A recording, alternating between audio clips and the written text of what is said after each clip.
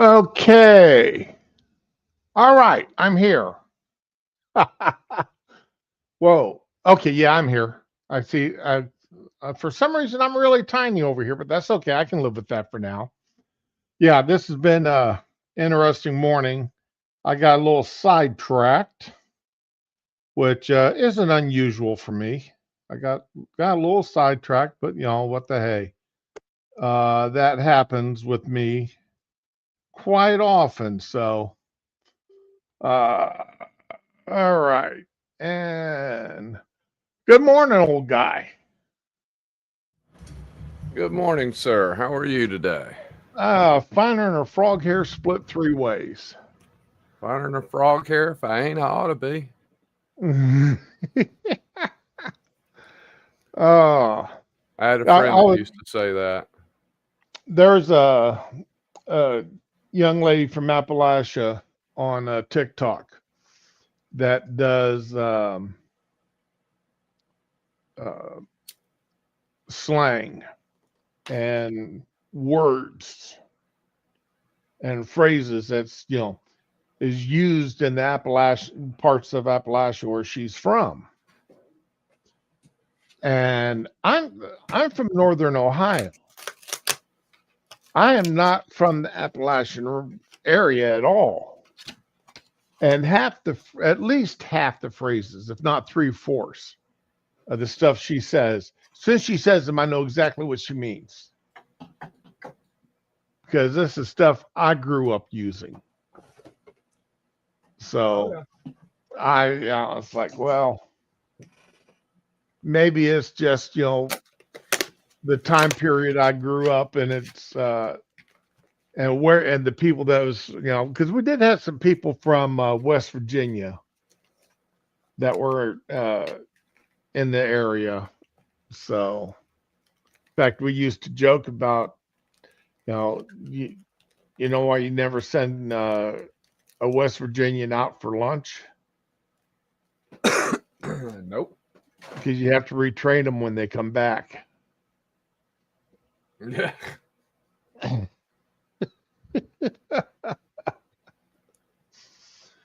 Yeah. So that was a old joke when I was growing up. But anyway, um, I want to go over this Kimmel suspension. Yeah.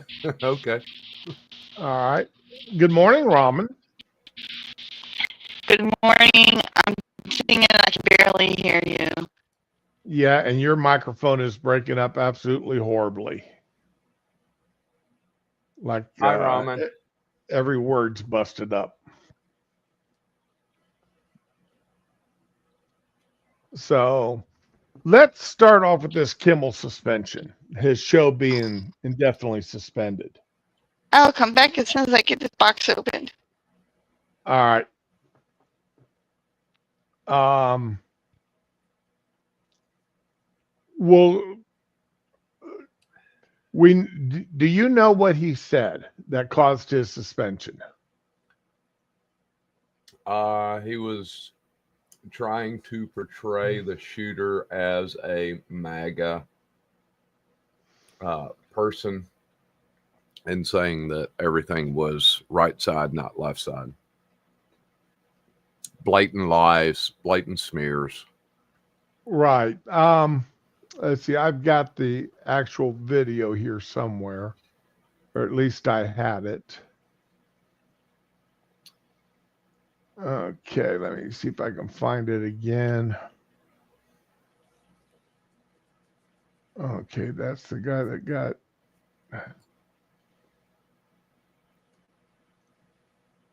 Where did I put it? Oh, don't tell me I accidentally closed it out. That's FBI. That's Patel. That's Patel. That's Patel. Yeah, Patel had So, quite a day yesterday. yeah, I've got quite a few of his. I'm not going to do the whole 5 hour thing. That they had him there for five freaking hours. Hey, morning, Paul. And that is just absolutely okay, let me do this again. The Kimmel monologue. Okay, videos, because I know it's going to be here.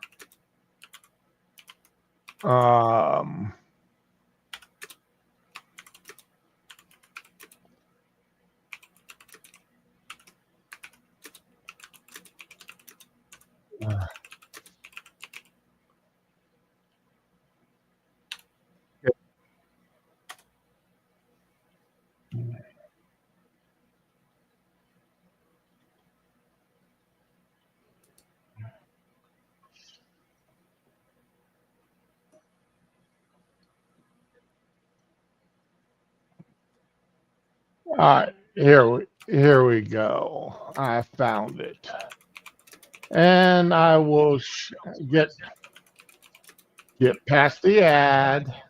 Don't care about the don't care about the insurance ad.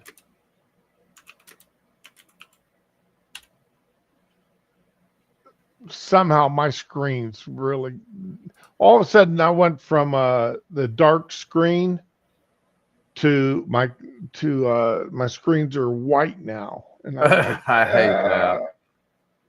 And I'm just not used to having the white screen. I'm a dark mode guy all the way. Yeah, and I'm not used to having this white screen on me, and it's just confusing it's really confusing the hell out of me. Okay, so here is his monologue that got him in trouble, and we'll stop it a few times here for commentary.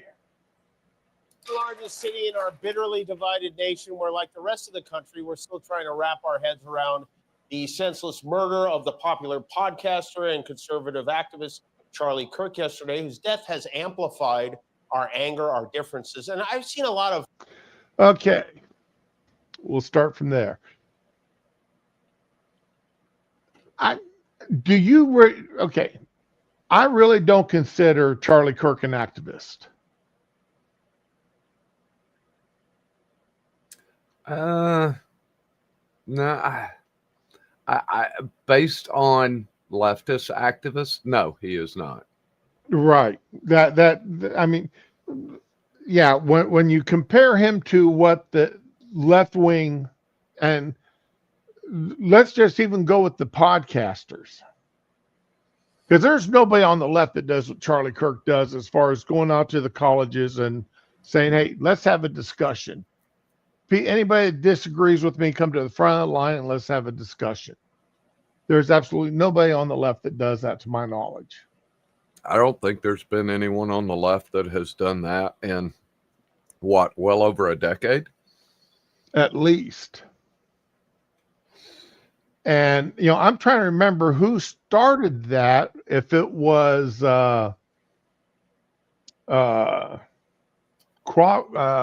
Crowler with his Change My Mind routine, or if it was Charlie Kirk. You could go with Crowder, you could go with Shapiro, you could go with Milo Yiannopoulos. There's a plethora of people that have done this in the past. But Milo never did. Milo gave speeches, and then at the very end, he would do some questions. But Kirk went out there and just did questions. He didn't go out there and set up on stage and let's have a question and answer period. Yeah, but you could still say that. Yeah. Crowder, Shapiro. I mean, as far as actually going out to the campuses. Yeah, you're right. If you throw podcasters in there, there is tons more. Okay. So there were definitely people ahead of Charlie Kirk doing it. Okay.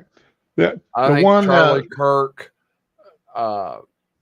made his own niche in that realm by just questions, right. because Shapiro did do kind of a speechy thing. Milo did kind of a speechy thing. Crowder was definitely questions. Yeah, Crowder was, Second Amendment changed my mind. Yeah. But he was, I'm not going to say he was more narrow minded, but he was specific, very narrowed topics. Right. He wasn't as broad as Charlie was. Oh, definitely. Crowder was single subject every time. And I want to say it was Glenn Beck. Oh, I forgot about Beck doing that. Did you see his tribute yesterday, putting Rush Limbaugh's gold microphone in front of Charlie Kirk's? No, I did not. It was pretty moving. All right, But I'll have to look that up. he said something that kind of, I won't say it caught me off guard, but it made me think for a second. He said, if I would have told Charlie anything, it would have been to go bigger. He says, me and Rush were broadcasters. Charlie was a narrowcaster. Right. He limited himself to college campuses. Now, yes, with his forming of TPUSA and getting more into podcasting, broadcasting, but he was very narrow focused to a specific age group. Right. He was going for the 20 to 28 age group, 18 to 28, whatever you want to call right. it. Yeah. So he going for the was college crowd. a narrowcaster as opposed to a broadcaster. And I was just like, he was heading in that direction of becoming a broadcaster. And I think he potentially could have become a future president. That was something I wanted to get into later on. Was a lot of people do say that because he was 31 now. A lot of people were saying by the time he was in his late 40s, he'd be being pushed to run for president. I don't recall, because don't you have to be 35. 35. I thought it was, for some reason, I thought it was 36. So based on his age, technically he could have run for the next presidency. I don't think it would have done him a hell of good. Yeah, because see, they're talking about AOC running this next year. This next month, because she'll be turning 35 in that time period. Yeah. Yeah. But I don't know, honestly. I think he'd probably make a good cabinet. I don't know if Kirk would have made a good president. He still had a lot of political growing to do. He had the chops for it, but he still had vast amounts of political growing. Even Trump still has a ton of political growing to do, of which he will never grow. But now Paul brings up he would have made a good governor. Yeah, absolutely. And that would have been given him his training. Stone. Yeah, that would have given him his training that he needed. But anyway, okay, so so I still have a problem with calling Kirk an activist. In the broadest sense of the word, yes, but when you compare him to the activists on the left, I don't think he was quite at that level. Oh no. So he was. I I don't know what classification he would fall into, but like I said, I really don't think he'd be be legit to call him an activist. In my opinion, an activist is someone who does not always tell the truth. Right. I'm not going to say they lie, but they do not always tell the truth. Okay. Extraordinarily vile responses to this from both sides of the political spectrum. Some people are. I hate this both sides crap. Both sides crap needs to stop.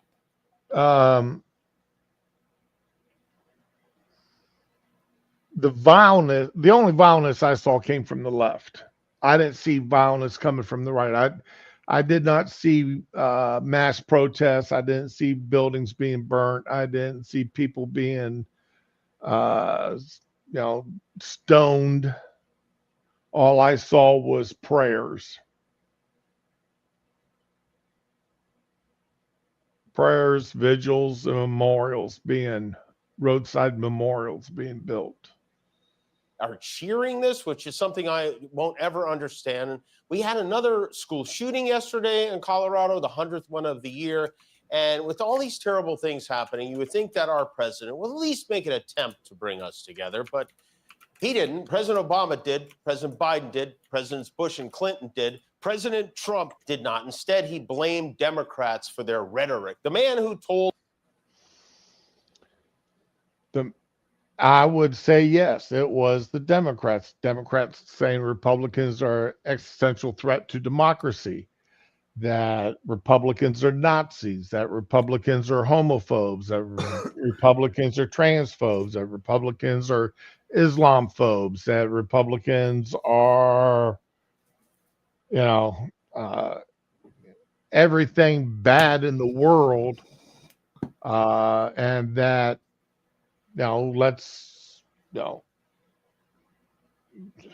the absolute calls by everybody from, Biden, I want to take him out behind the barn and beat him up, talking about Trump, to, people on CNN, show hosts on CNN saying, I want to punch him in the face. Madonna, I want to blow up the White House. Kathy Giffords with a model of his head cut off and blood draining from it. Snoop Dogg shooting him with a gun. A play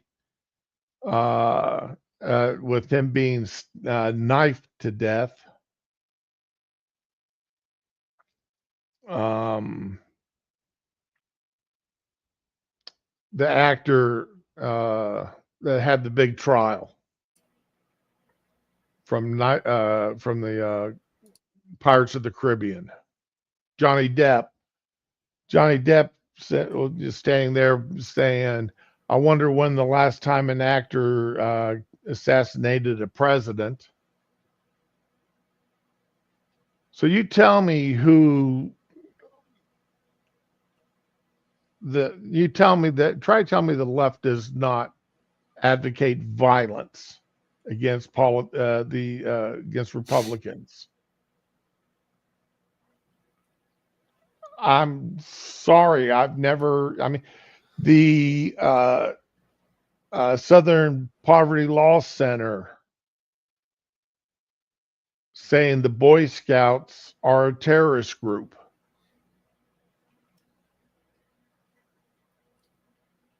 I have issues with the SPLC and the ADL. Right. The ADL, Anti-Defamation League, is doing nothing but defaming people. Yep. I don't like that.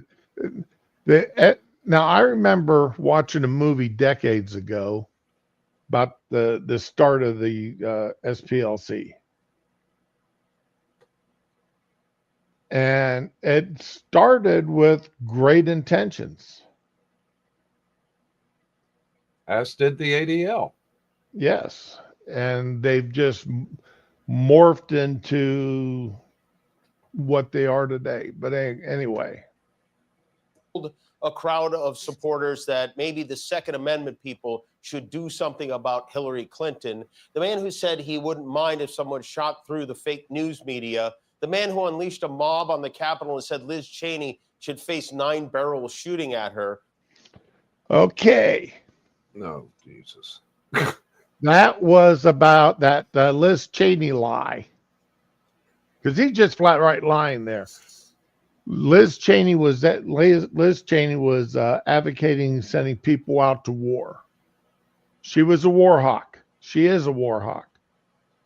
And this comment here was, let's give her a gun and send her out to war and see how she reacts to having people shooting back at her. This wasn't about putting in front, she's not being put in front of a firing squad like he's insinuating here. It was about her advocating to put people out to war and Trump disagreeing with it and saying, she's one of these people that never been in war, would never go to war, but she pushes for other people to go and die. Well, he also didn't leave her defenseless. He said, give her a gun. And yeah, he gave every opportunity. Defend yourself. I mean, look at it both ways. I hate being devil's advocate, but sometimes I have to. Yeah. Hey, morning, Digi. Hey, Digi. We're For laughing supporting at his Kimmel. opponent. I'm sorry, what was that? I said, Digi said, what's happening? I said, we're laughing at Kimmel. Yep. We're dissecting his little monologue that got him suspended. Blames Build this strange little backwards meter trick to flip the grid on its head and keep the lights on during blackouts. the radical left for their rhetoric. And then the man who on 9/11, 2001, bragged that his building was now the tallest building in New York, which wasn't even true, by the way, visited the Pentagon for a 9/11 memorial, which, believe it or not, he made a bigly improvement over last year when he showed up at a 9/11 remembrance at a fire station in Lower Manhattan with a 9/11 conspiracy theorist who claims it was an inside job. This year, his wife, which was better for sure.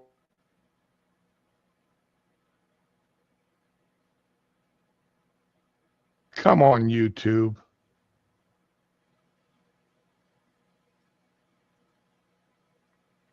Or is this me? No, I still hear you. Okay.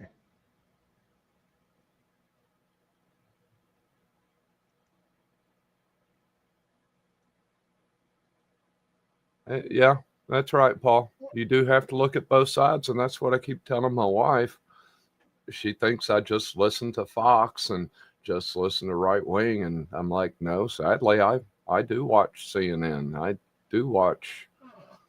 I'll watch CBS. I'm not a big fan of ABC or CBS or ABC, but that just comes from my remembrance of growing up and watching the news. We always used to watch CBS instead of any of the other affiliates. I haven't watched Fox News in at least 5 years. I haven't watched TV in probably 10 years. The only time I watch TV is when I'm on vacation. Right. I mean, I watch the local news, of course. I do watch MSNBC on occasion. I do watch CNN on occasion. But honestly, I get most of my news off my laptop or off my phone, going through all that, going through a news aggregator site. and reading the articles that way.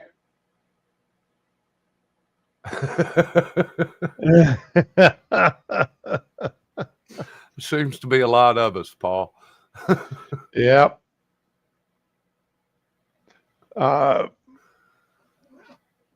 wife doesn't like watching the news, so once she gets home from work in the evenings, then I've got to rely on either my laptop or my phone or the tablet. I got to rely off the internet for news in the evenings because she won't let me put the news on the television. All right, so we got Kimmel back. Listen to him. I don't know what's going on, but those two lovebirds, they seem to be closer than ever. I mean, if you see during the ceremony, in a tender moment, Donald reaches over and gives her a little tap. He taps her like he's hoping ketchup would come out. And she didn't really respond. Maybe that's the signal for my diaper is full. I don't know. And then it was off to New York. Oh, that's rich. Yeah, I mean, now that joke could have been made about Biden. No, that joke was made about Biden. Well, yeah, I mean, Biden is supposedly the one that dropped it in front of the Pope. So that's exactly why they used it. Think about it. They're only going, if they're going to try and throw everything on the right, they're going to say everything the right said, but change it to saying against the right, not. I mean, right. Literally everything in this has been said against them. And they're trying to just literally mirror it. Well, they've been the leftists I'm rubber, you're push this. glue. The leftists push this conspiracy idea that Melania hates Trump, and that she's staying married simply for the money. Well, I'm pretty sure she's pretty well off on her own. So now she hasn't done any modeling in years, and she's I mean, look, even when Vogue thought about putting her on the cover, all the staff says, "You put her on the cover, we're quitting." So Vogue never put her on the cover. Yeah, well, She was. I am learning that if you have even a small amount of money, and by small amount, I'm talking like rich, you make a lot of money. I'm just now learning this. I mean, yeah, I've known it, but I've never seen it. Right. And now you're letting your money, because you got enough money to let your money work for you. When my father passed away, he left me a chunk of change. Right. And I'm looking at, just over the last month and a half, my portfolio has made, I don't know, somewhere between $20,000 and $30,000. Woo! That's living high on the hog money. It's fucking scary. It really is. That's definitely, I can retire and do what I want to do money. I did retire. I am. I'm taking a 3-month ski trip this year, or in January. I'm flying to Georgia in just over 2 weeks, and I don't know when I'm coming back. But when I do, I'm driving. Right. It's anywhere from a 3-day to a 33-day trip. I have to be back in time for my birthday. Yeah, Paul, you're right. And Trump's not one to do PDA anyway. He doesn't remind me of a person that does PDA. He doesn't No. strike me as that type of a person. So. Oh no, I agree. I mean, even as the president, I don't think PDA should be a thing. Yeah, hold her hand, put your arm around her, but let's be civil. Yeah, keep the bedroom stuff to at least inside the White House. Peck her on the cheek, sure. Yeah, But don't be swapping spit playing tonsil hockey. that's true.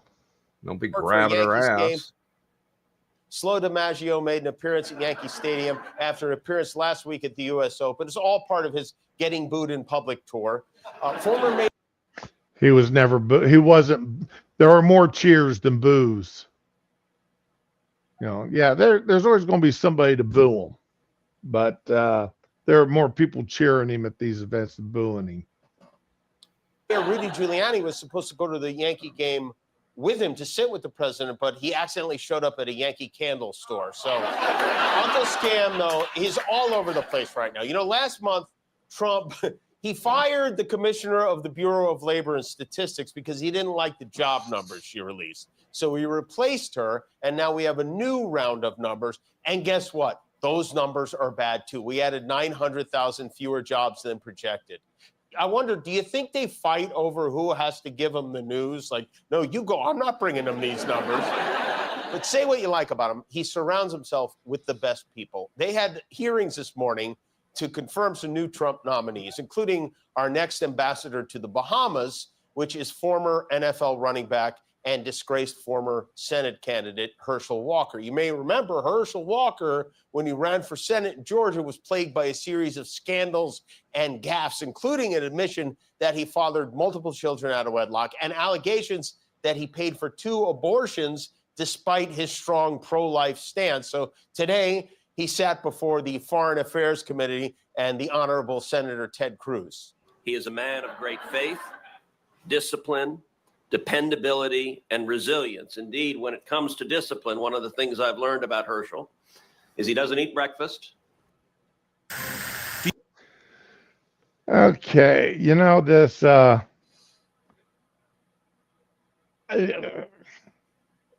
if you want to start again, we sat through a bunch of the judicial nominees that Biden put up.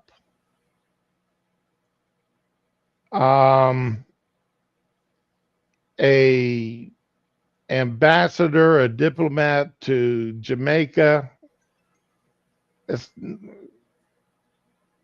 That's a, hey, you're my cousin and I want to give you a job. Okay, as far as Herschel Walker goes, I grew up in Atlanta when Herschel was playing for the University of Georgia. Right. And I'm a Georgia Tech fan. So I really choose not to say anything about Herschel other than he was a great college athlete. That's the only thing I'll give Herschel. I'm not going to disparage the man, but yeah. I remember him playing pro football, and he was a good player. But I didn't pay attention to the rest of his career. I didn't pay that close attention to his career playing football, other than, I knew he was a good player.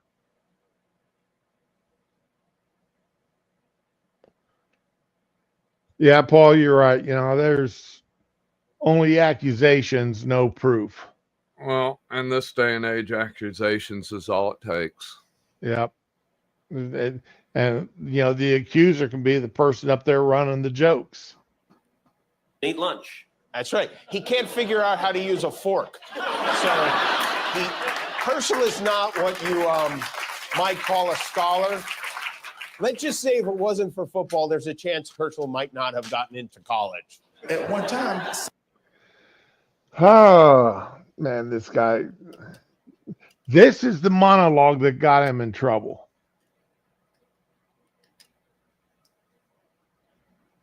Okay, and the part everybody's concentrating on is that very first part about Charlie Kirk.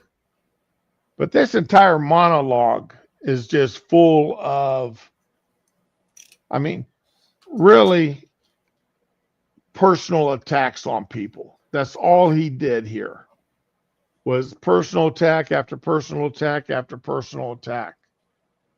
And this is what passes for funny with this guy. Again, back in the day, huh? That joke was going around that Herschel wouldn't have made it into college if it wasn't for his athletic ability. I even back then, that was what was being said. But half of that, I will say half of what was being said was from Georgia Tech. But okay. Well, again, I didn't follow his college career.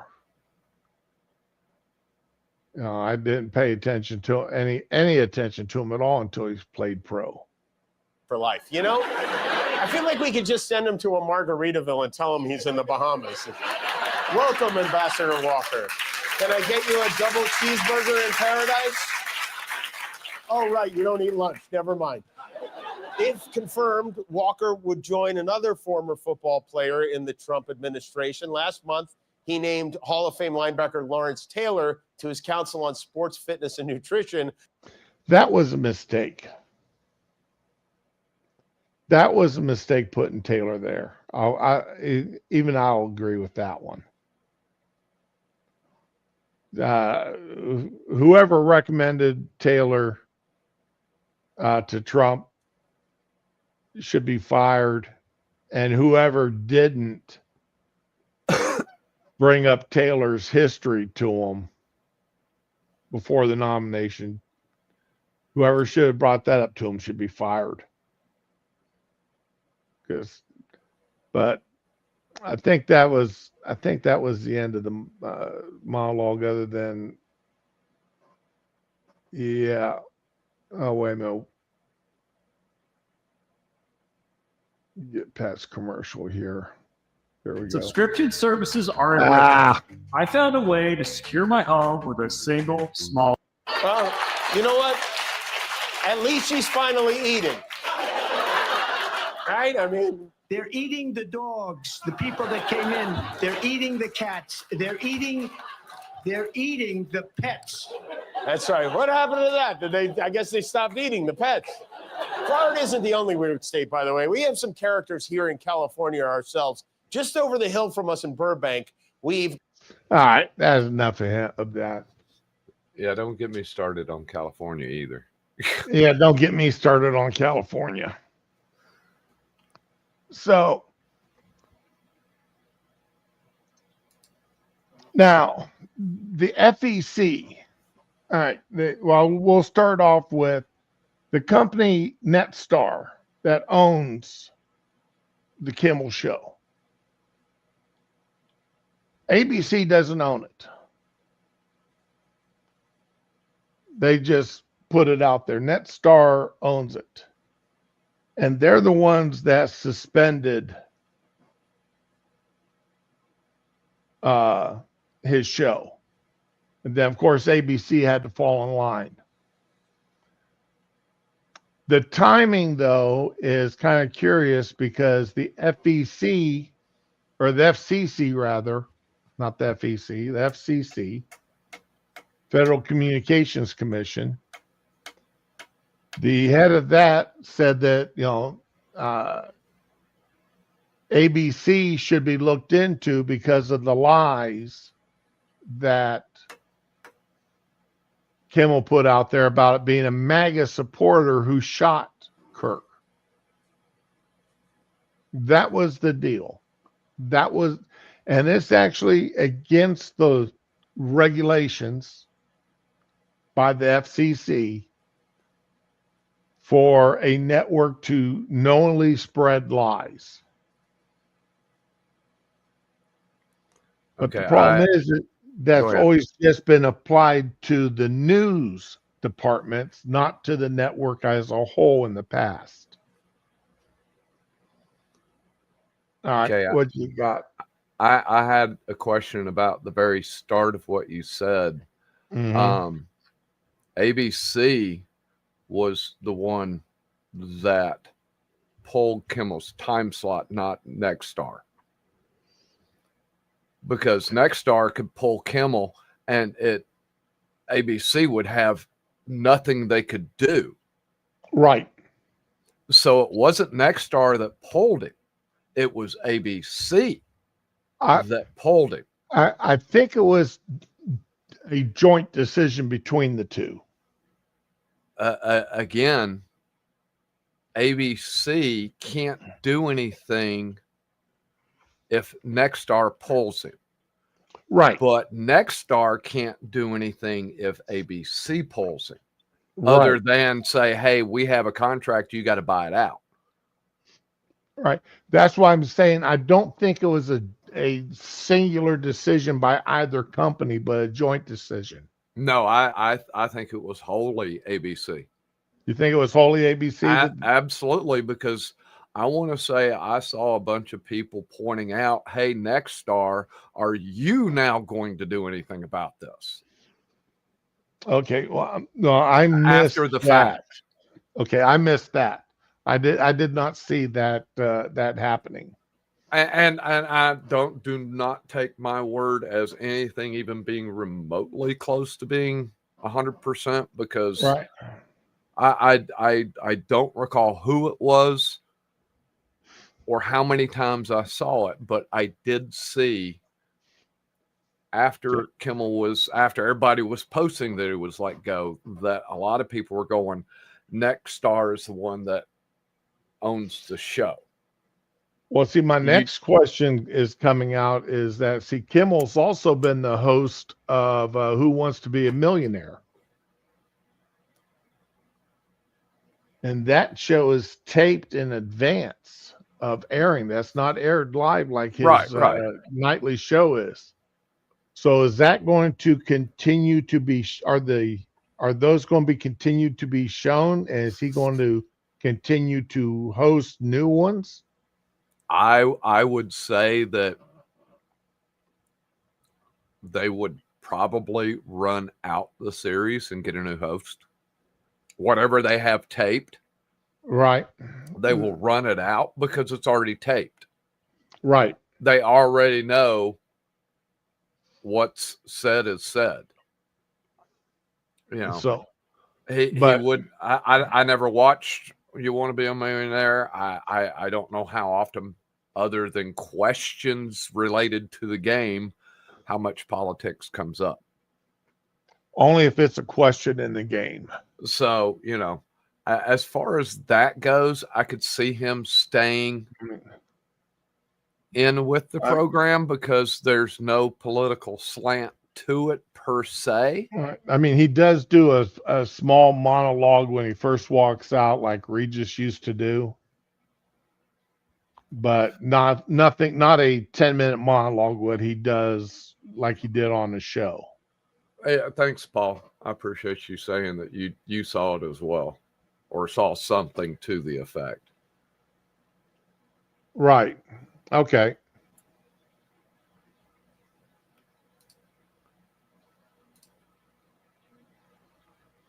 Yeah, Paul, you're right. You know, that those jokes are made about almost every athlete. Very few athletes,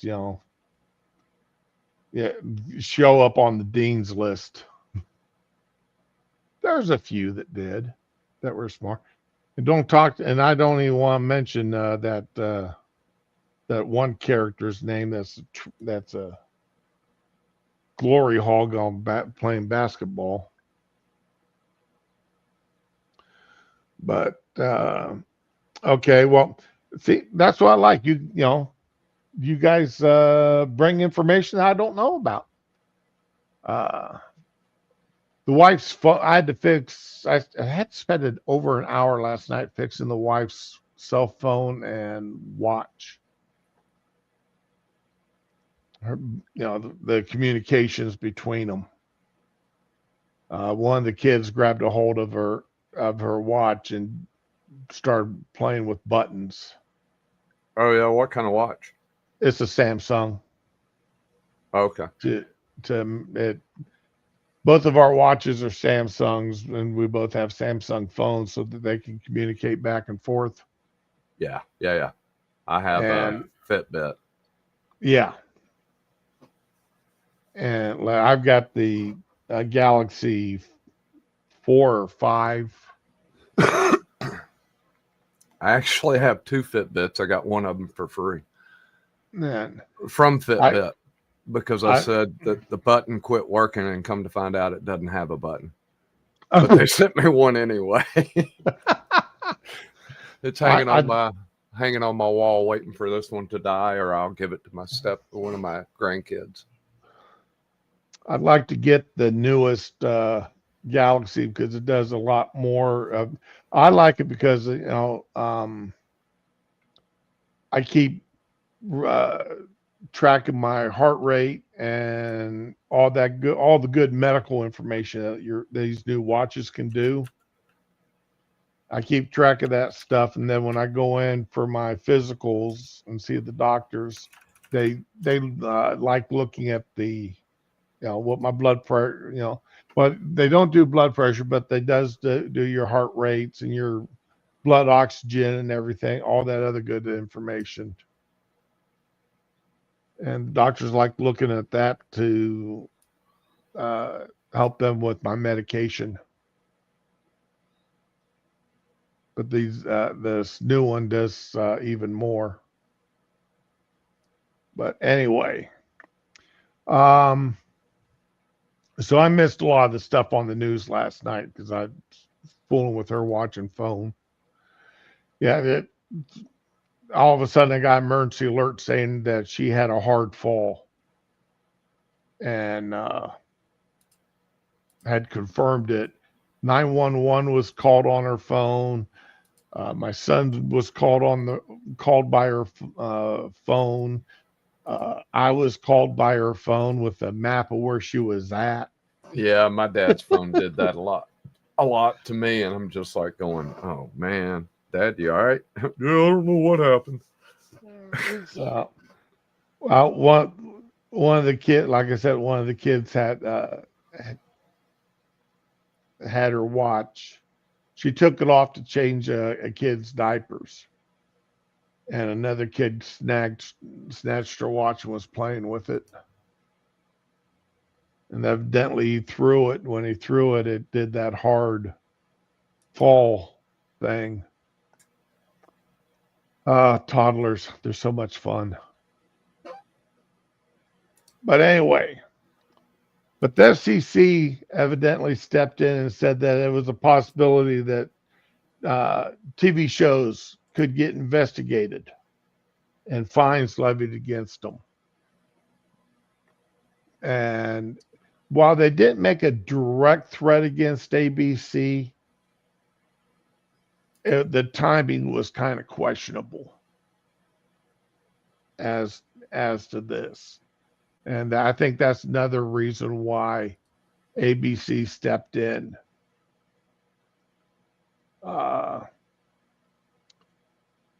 So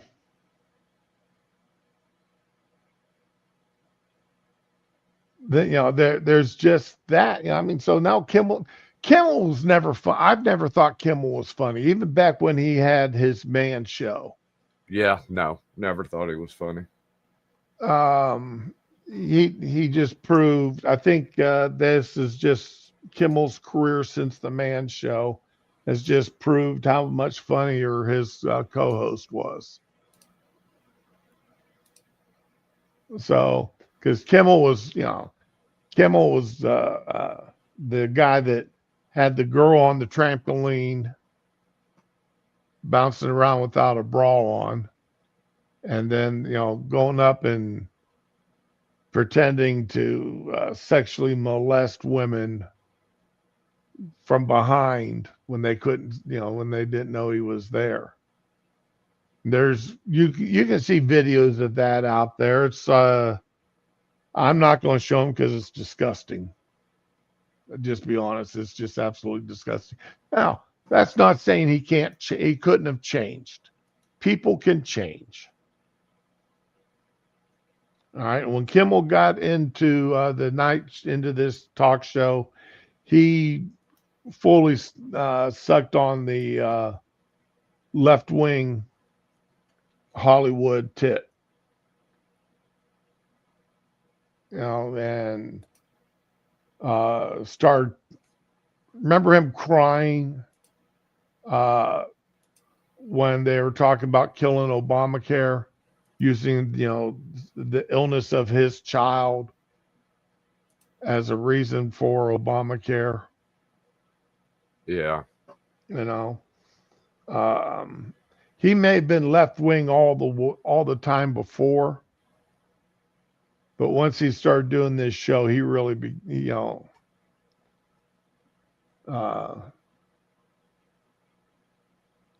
elevated the whole thing.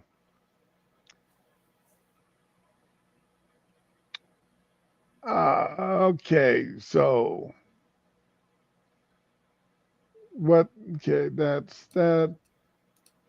Now for the some of the other fallout here from the Kirk shooting, people have made jokes about it. This is one of the funnier. Some people got fired, lost their jobs.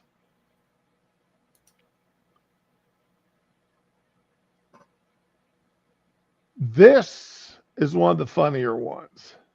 Fired from my fucking job. I was just fired from my job. My job. I was just fired from my fucking job. I was just fired from. This is a guy wearing knee-high. When I first saw this video, I thought it was a woman before he started screaming. Yep. Because wearing the knee-high socks and those style of shorts. I thought it was a woman because you can't see his face because he's got a stocking cap on. My fucking job. Now I have nothing but this. I have nothing but this website. I have nothing anymore. I have nothing. I have nothing anymore. I have nothing anymore. I have nothing anymore. I have nothing anymore. Ah! Ah! Ah! Ah! Ah!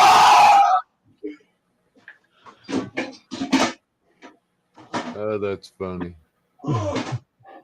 Ah! Hey, little Ah!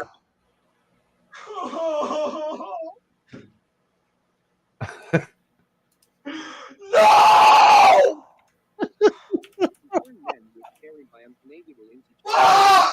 Ah! Fuck! Fuck! Oh my God. That was absolutely hilarious. All of them are hilarious. Yeah. There have been some of them that have been. Then there was this one here. And this was this is another reaction to the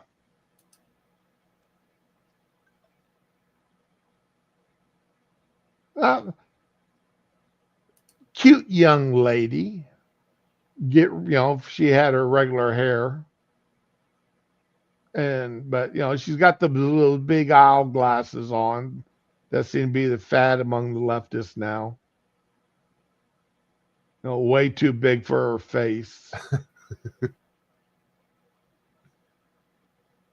But this is the reaction going the other side, the flip side of that coin. Hi, my name is Tempest. And if you don't want me to step on your toes, move your fucking feet.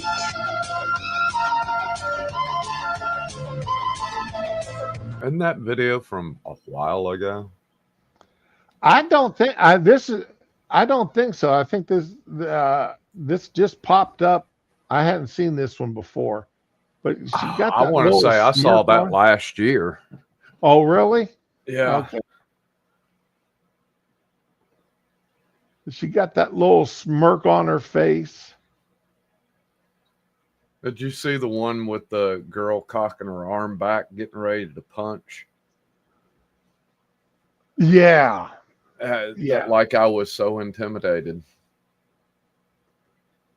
The way you're holding your arm, you're going to tear something. Okay. And then there's this one here. Now this one here is a little more concerning. So the day after Charlie Kirk died, I was in class. My teacher said, I'll give you 5 minutes for hot takes about Charlie Kirk.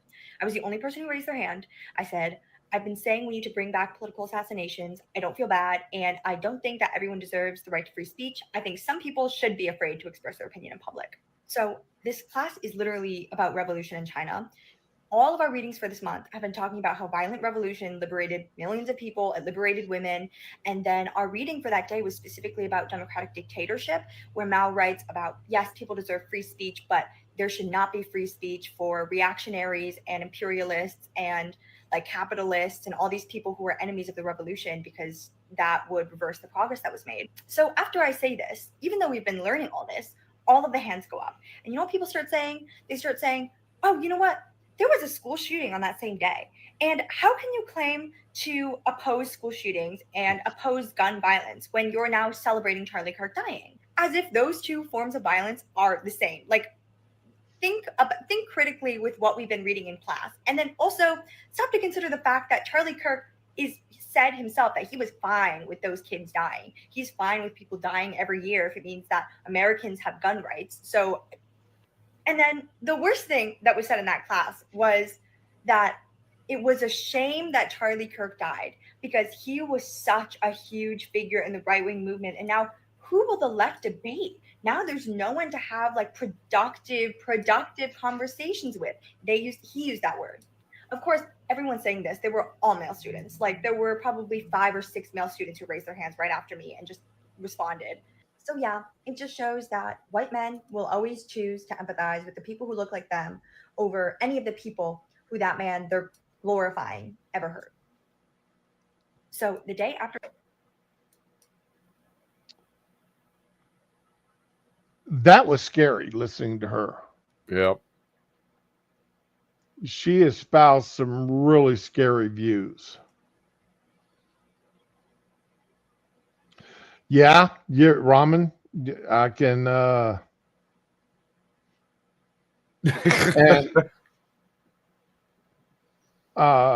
the thing is, I've heard several people talk about, what mislabel what he said about guns and the Second Amendment and school shootings. What he did was say, we've got 50,000 people a year die in automobile accidents. That's more than people die from guns. We have not banned the automobile because we have determined that it is more important than the deaths, the access, the productivity, what it benefits society to have the automobiles.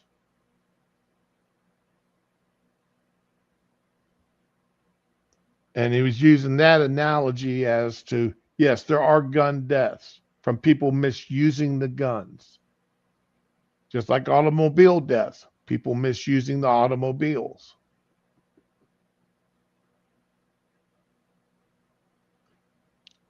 I don't know if I would have made that analogy or not. I don't like the idea of ever comparing deaths and saying one set of deaths is more important than another set of deaths,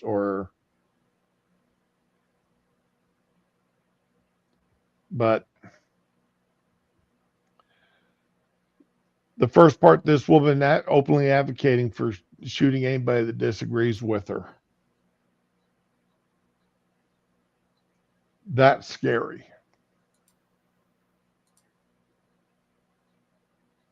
And I hope do you think she's out preaching that? Bringing that up to people? Advocating that position? On a daily? Even on a weekly basis, whenever she's talking to her friends. Or by on the daily, I mean on a regular basis. Yeah. Because I imagine she hangs around a pretty liberal group of people. Being that it's an echo chamber, probably not. She probably only does it as an online thing because that's the only way she's going to reach anybody. I mean, when you're in an echo chamber, you say, "Oh, I hate this," and everybody goes, "Yeah, I hate it too." Then you lose your anger. The only way you can satiate your anger is to create more of it. And the only way you can do that is against your opponents. She has to have that negative energy feedback loop. Right. Or, she can't stay angry. I've been considering doing a reverse image search and trying to find her social media videos. I'm not that interested. I'm not. This tells me everything I need to know about this person, because I'll never meet her in person, so I won't ever have a chance to debate her. Because you're not going to debate somebody like this online. Well, it's not so much I was planning on debating her online, but to see how often she brings up this type of ideology. Oh, this ideology is definitely a core part of her. So anytime she can spew her hate to the other side to get that negative feedback, adrenaline rush, she has to do stuff like this, because again, her echo chamber is not going to give her what she wants. She wants the anger of the other side. The AI. Yeah.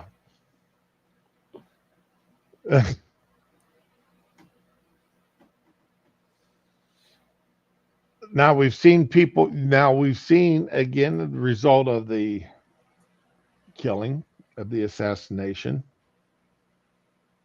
A lot of memorials going up.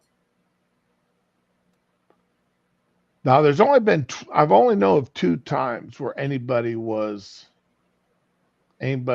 the destruction of these memorials. Oh crap. Why'd I hit that button?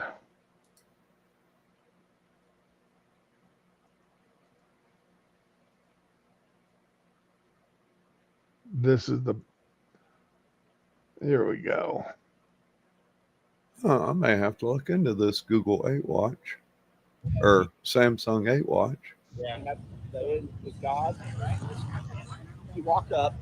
I'm sorry, what died is the gold spray can. He just walked up, started spraying it. And everybody jumped in. This is what happens. This is what happens when you fuck with proud Americans. You get your ass beat.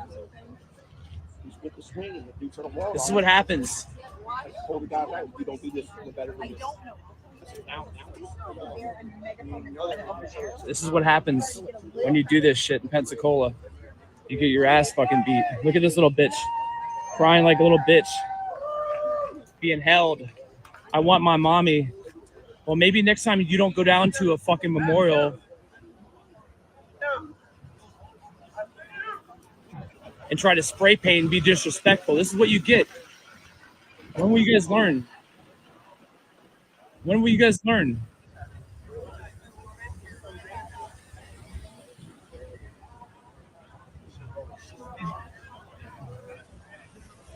When will you guys learn?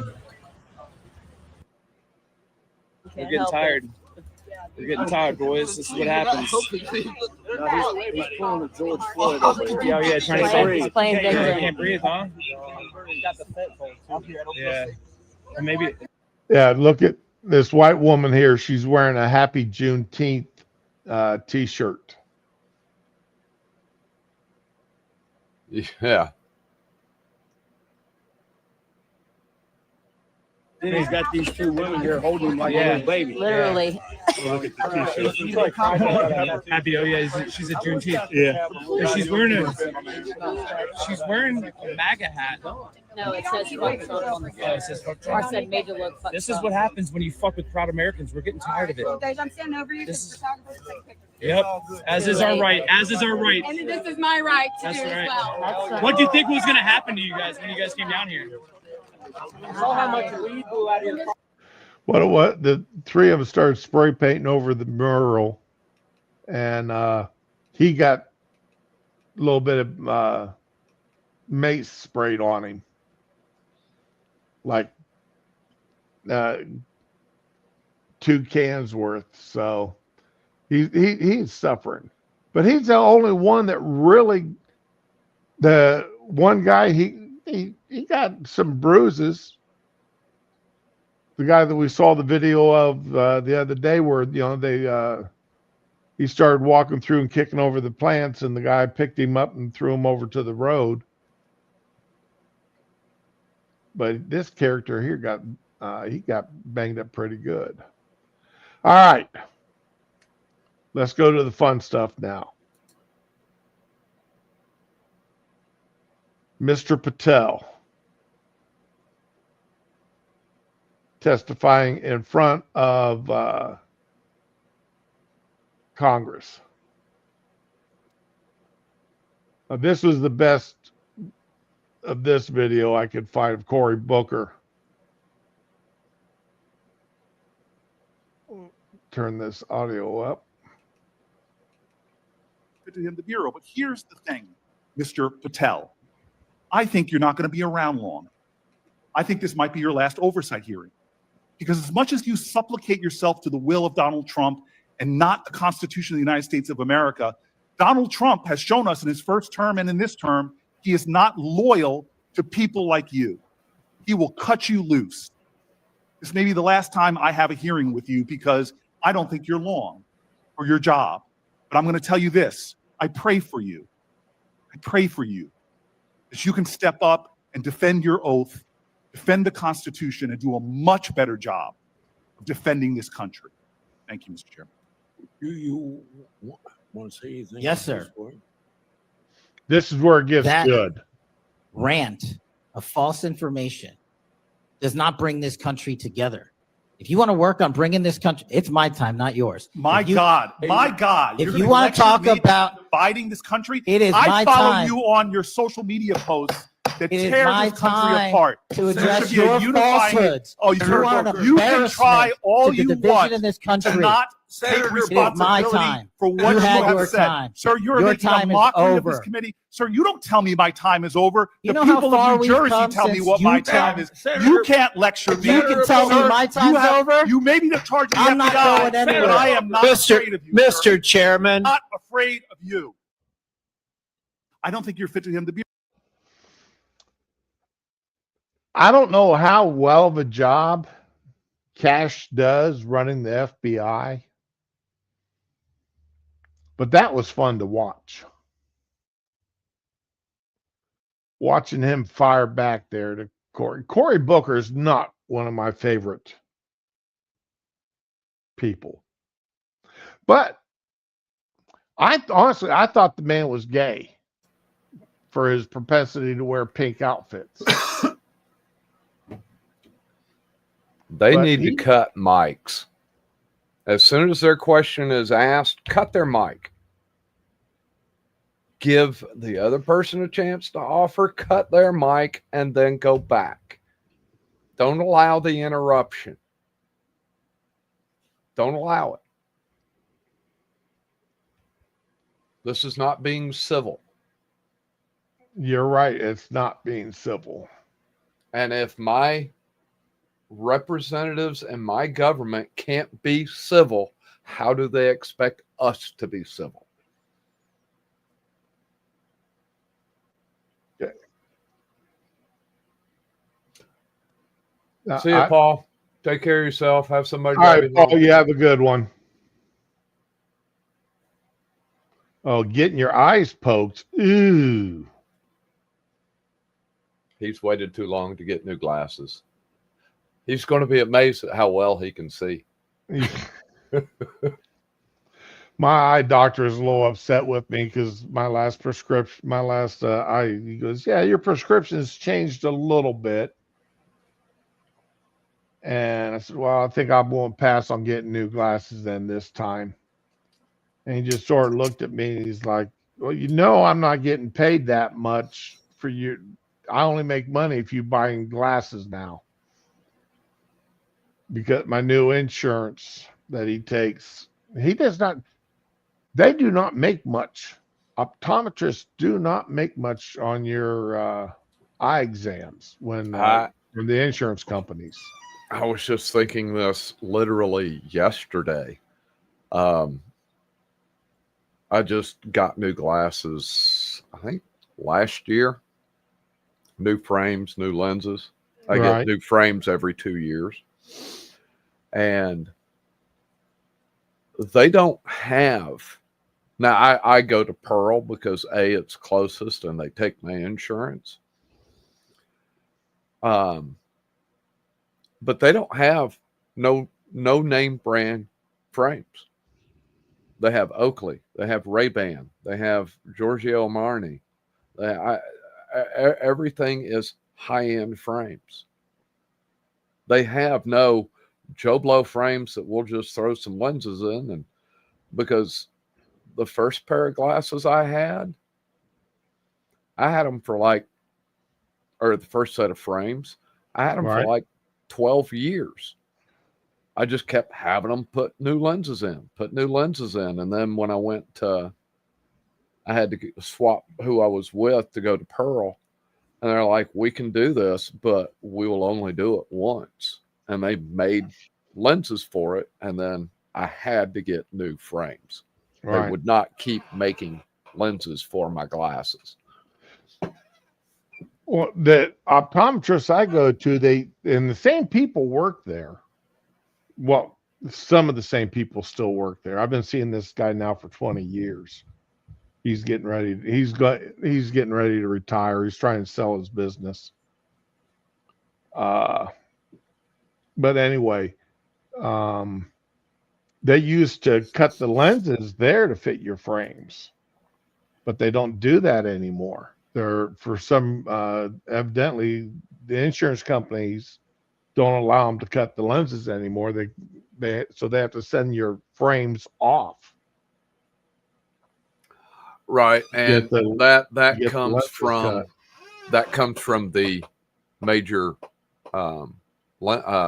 frame manufacturers like Oakley and Ray-Ban, and because you are copying their IP. You are undercutting and selling fake lenses. As far as these are not Ray-Ban lenses. You are putting false lenses into our product. I bet that's where it comes from. You may be right. But anyway, so now I've got 2 set of frames. So that when I need to get new lenses, I give them my old frames. Yeah. And they the frames are almost identical. So I give them my old frames and they ship those off. But these lenses that I've got in are now 6 years old. They're 4 years old.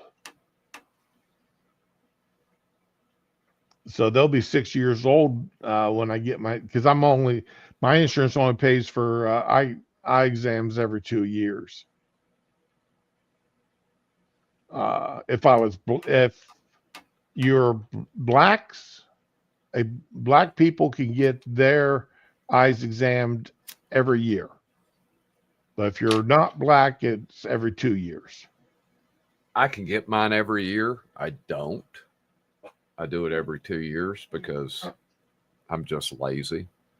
Okay. Well, what it is, well, according to the my insurance company, and it was this way under TRICARE when I retired out of the service, also is because blacks are more susceptible to glaucoma.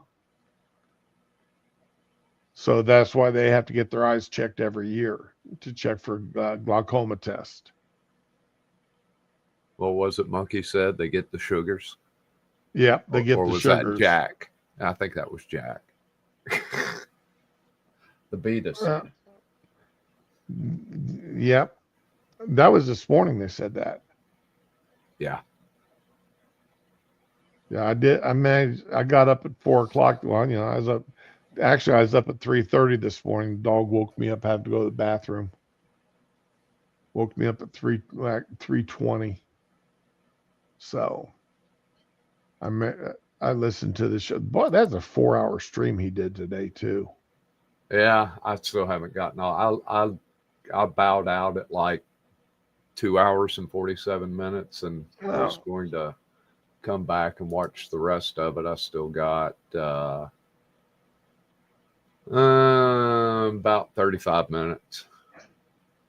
I listened to it while I was doing some computer work, sitting there paying bills and such on the computer. But anyway, back to Patel here. Yeah. So anyway,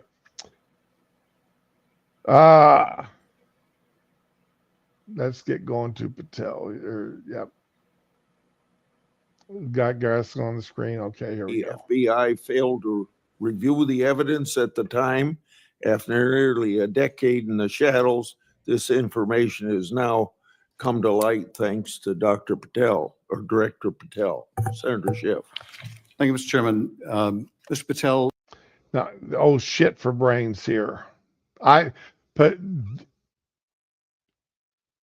tell full coverage, full admission right here. Adam Schiff should be, in my opinion, he should be behind bars. He should be a convicted felon, in my opinion. He should not be allowed for what he did during the lies that he told during the Russia conspiracy, and what he put into the official congressional record, the lies he put into the congressional record, should have him sitting in jail. Well as the Biden laptop. Yep. Both of those should have him in jail. He should be a convicted felon for what he did there, because he knew damned well that he was lying. But he got that stuff put into the congressional record. Think about it. The lies he told are in the congressional record, and 20 years from now, if we're still a country, or 30 years from now, forever, as long as we're a country, people are going to come back to those congressional records and read them, and they're going to think that they're telling that every word that he said was the truth. Well, all of this is on record, so I absolutely detest that man for not for his political opinions, not for what he believes, but for the lies that man put into the congressional record. That should have had him expelled from Congress, and a number put on his back in an orange jumpsuit. It ought to be a law to intentionally lie, especially when you're the head, you're the chairman of the committee. It should be against the law to intentionally lie like that man did. But anyway. During your confirmation hearing, you made several important commitments. For instance, you told Senator Coons there will be no politicization at the FBI. There'll be no retributive actions taken by any FBI should I be confirmed as FBI director. So let me ask you very specifically, did you ever take any action to terminate or discipline an FBI agent or employee in whole or in part as retribution for being part of an investigation of Donald Trump or January 6th? No. You also committed, you assured Senator Blumenthal, all FBI employees will be protected against political retribution. So you're testifying today that you played no role in the firing of even a single FBI agent for political retribution. None for political retribution. And if any FBI agent said you did, they would be lying. Is that your testimony?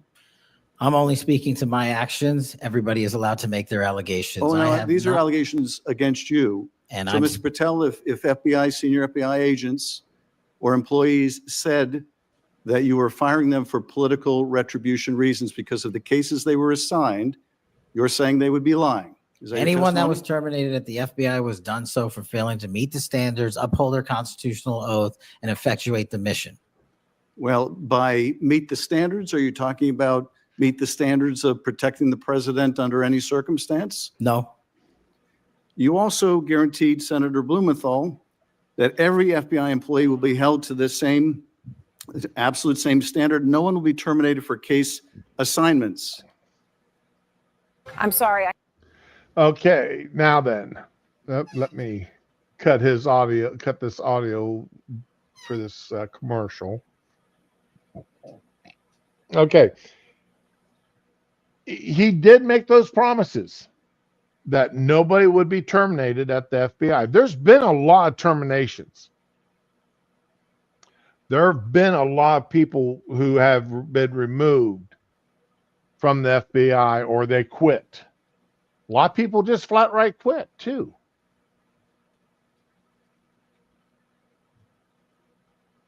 And his defense, Patel's defense is, and you can, and I think it was a jab back at him. You know, you can say whatever you want to say. That's your opinion. I'm not saying they're lying. I'm saying why I fired them. If they want to say it was for something else, they could say they got fired for whatever reason they want. But you look at the paperwork, this is why they were fired. Yep. They could say, oh, I was fired because my eyes were blue. I was fired because I had a hangnail. So I can honestly say I was fired on June 20th of this year because the owner of my company didn't feel like I enjoyed my job anymore. Wow. That was the reason given to me by our quote unquote acting HR person. He didn't feel like you enjoy your job anymore. That's why he's letting you go. I was fired from a job because I didn't carry out the trash. I didn't empty a trash can that was only half full. I loved my job. I did not like the owner of the company. I loved my job. My job was fun. It was frustrating, but it was fun because of the people I worked with. Right. My son and I worked for the same company, and right after I got fired for not emptying the trash can, they fired my son because he left the door unlocked while he went on the rounds. Left the office door unlocked. Wow. So I think, and Okay, now I have to say this. I got fired from another job because somebody stole my medication. Ooh. Another employee stole my medication, so I got fired because of it. Was your medication in a place where they shouldn't have been able to get to? I'm not allowed to put my medication inside the safe, which is the only place I could lock it up. Ah. Because it was a personal item, it could not go in the company safe. And you didn't have lockers. Nope. But it was also in a bag that it couldn't be seen. Uh-huh. This person went into a bag you could not see what was in it, found that I had pills, and took them. Narcotics. I had somebody steal my gun because they stole my lunchbox.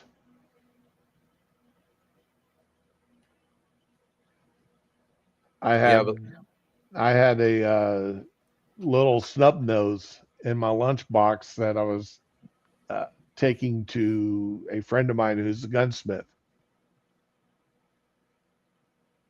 And when I left the house, I just went ahead and put it in my lunchbox. That way it was a lot easier for me to carry around. Yeah. And somebody stole my lunchbox. So I when I found out who stole it, I called them up and said, I'm going to give you 30 minutes to get it back to me before I call the police. And I don't think you want to go to jail for stealing a firearm. They agreed with me, and they brought. I had my lunchbox back with my lunch in it and the firearm in like 15 minutes. I had no problem calling the sheriff and saying, "Hey, so stole my gun." Yeah, I would have had no problem calling them. And in Florida, that's a felony. Felony anywhere. You go to jail for stealing a firearm. Even if it don't work, you go to jail for stealing a firearm. But anywho, let's get back here.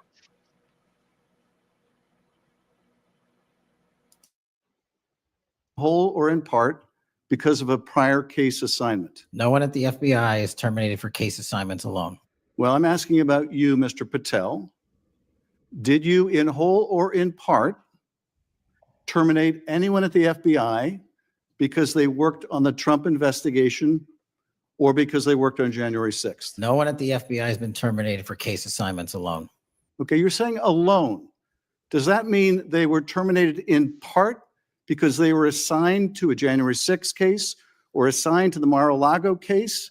You're being very precise here, Mr. Patel. You're saying... Of course he's going to be precise because he's testifying in front of Congress. And he's testifying in front of a pencil-necked, googly-eyed geek who's a known liar and is known to twist anything that you say any way he can. So, of course, he's being extremely precise. Alone, that means they were fired in part because they were assigned those cases. Is that your testimony? Absolutely not. But if you want to keep putting words in my mouth, then go let me ahead. ask you, let's strip away the word alone. Did you terminate or participate in any discipline of any FBI employee in whole or in part because of their work on an investigation of Donald Trump or January 6th? Yes or no? Any terminations at the FBI by employees? No, I'm asking you a very specific question. And I'm question. going to answer the question, but you don't like the answer because it's the No, truth and it I guts want your an answer to my narrative. question. I don't want an answer to someone else's question. So let me just be precise, and I ask for a yes or no answer. Did you ever terminate or discipline an FBI employee in whole or in part because they had been assigned or worked on an investigation of Donald Trump or January 6th? FBI Yes or no? employees are only terminated Yes if or they no, fail Mr. to Patel? uphold their oaths of Yes or office no? and duty. You're not at the answering my FBI question. I don't have to my answer your question yes or no because you're setting up a trap so you can have a media I'm not narrative. setting up a trap. And I'm not giving it to you. Unless it's true that you fired people. People in have whole been or in part terminated at because the they- FBI who failed to uphold You're the assigned standards to. that the FBI requires them to uphold. Did you tell anyone at the FBI that all FBI employees who they identified who had worked on cases against President Trump would be removed from their jobs? Did you tell that to someone at the FBI? Say that I would remove people for case assignments? That people that were identified as having worked on cases against President Trump would be removed from their jobs. Did you tell that to someone at the FBI? People are not removed But for just case answer my question. assignments. Just answer my question. Did you tell that to People someone? are not removed for case No, assignments. you're not answering my question. And I would Mr. never tell Patel, anyone. Did you tell someone at the FBI? Tonight, a tense showdown between a man and his former boss right on his own property. Kelly Martin reports. That FBI employees identified as having worked on cases against President Trump would be removed from their jobs. Yes or no? Did you tell someone that? I would never tell anyone at the FBI that they're being removed for basically their case assignments. Okay, so anyone who said that would be lying. Is that your testimony? Anyone can say whatever they want. No, I know, but you're saying they were a liar. I'm telling you what I said. Because this is in the complaint against you, Mr. Patel. So you're saying Mr. Driscoll and others are liars. I'm not going to address the complaint in the ongoing Okay, well then let me ask litigation. you, have you ever told anyone at the FBI that the FBI tried to put the president in jail and he hasn't forgotten it, and that your job depended on the removal of agents who worked on cases against the president? No. Did you ever tell anyone that? No. Okay. Did you ever tell anyone that you knew these summary firings you were undertaking were illegal, likely illegal, and that you would be sued and later deposed? Did you ever tell anyone that? No firings at the FBI or terminations were done for anything other than justified Did you ever cause. tell anyone that, Mr. No, Patel? Why don't you no answer my question? terminations at the FBI. You know, this is the one thing I hate about congressional hearings. We're 3 minutes into Adam Schiff's 5 minutes here. And it's basically been the same question over and over again with the same answers coming back at him. They both practiced what they're going to say.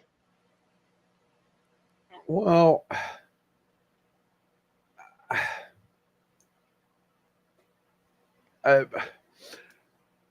Schiff asked his question repeatedly, changed the question in a different way, but it was still the same question.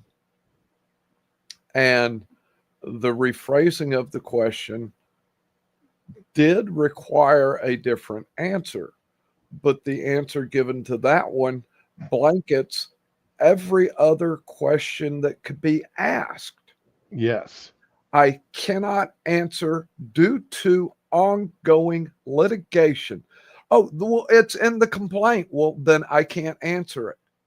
If you have a question about something in the complaint, I can't answer it because it's ongoing litigation. Quit asking the question, or just respond with ongoing litigation, ongoing litigation, ongoing. I can't answer that because of ongoing litigation. I had the same complaint when during the Biden administration and during the Obama administrations, when the hard questions were coming from Republicans. Oh, it goes all the way back to Reagan and Ollie North. Right. Oh, I don't recall. I don't recall. I don't recall. Yeah. I don't recall. And there's a difference. Never say I don't remember. Always say I don't recall. Because if you don't remember, it means you're forgetful. If you don't recall, you can't put your finger on it. It's in there, but you just can't quite put your finger on it. Never say I don't remember. Because that makes anything you remember questionable. But this is my issue I've got with these guys when they're asking questions and answers. You know, if it's the same question over and over and over again, you're beating a dead horse. No, they're not. They're trying to make the person that they're continuously asking the question to cave in and give them the answer they want out of anger. One of these Jack Nicholson moments, huh? I'm not going to. I watch a lot of crime interrogations, and it's nothing different than a detective's interrogations. You know, they push and they push and they push and they push. It's just how they push. And what I see Schiff doing is no different than a detective that thinks he has the suspect but doesn't. Okay. I don't watch that. I don't watch many of the questionings like that. Now I'll watch when the captain or somebody's interviewing a police officer for on the record, and they give that spiel. No, you're under oath and you have to answer every question. If you lie, you've committed it's perjury and you can be fired for it. However, anything you say in here cannot be used against you in a criminal court. So anyway, that's something I thought was bogus, but that's beside the point. So FBI were ever done in my tenure for anything other than failing. Did you ever to tell uphold anyone their that, oath of Mr. Patel? You office willing to or answer the question? The FBI. I guess I you're have not willing to answered answer the it. question. So let me move on. Let me move on to the Epstein files. You said you're the most transparent FBI director in history, so I'm going to put you to the test. In 2024, you were asked by Glenn Beck about Epstein's Black Book. And you said, he asked, who has Jeffrey Epstein's Black Book? And you said, Black Book FBI. And he said, but who? That is, I mean, there's, and you said, oh, that's under the direct control of the director of the FBI. That's what you said. Was that true, Mr. Patel? I'll rely on you quoting it accurately. I did that a couple Was of it years true ago. what you represented to Mr. Beck and the president's supporters out there, or were you lying? Was it true that the Black Book, Epstein's Black Book, was in the possession of the FBI director? The Black Book was in the possession of the FBI. Okay, so now that you're the FBI director, you have possession of the Black Book, right? That index has been released. So you have Jeffrey Epstein's Black Book? What is known as Jeffrey Epstein's Black Book has been released by us. And you released it. And let me follow up on Senator Kennedy's question, because he asked you, and I'll be very precise here.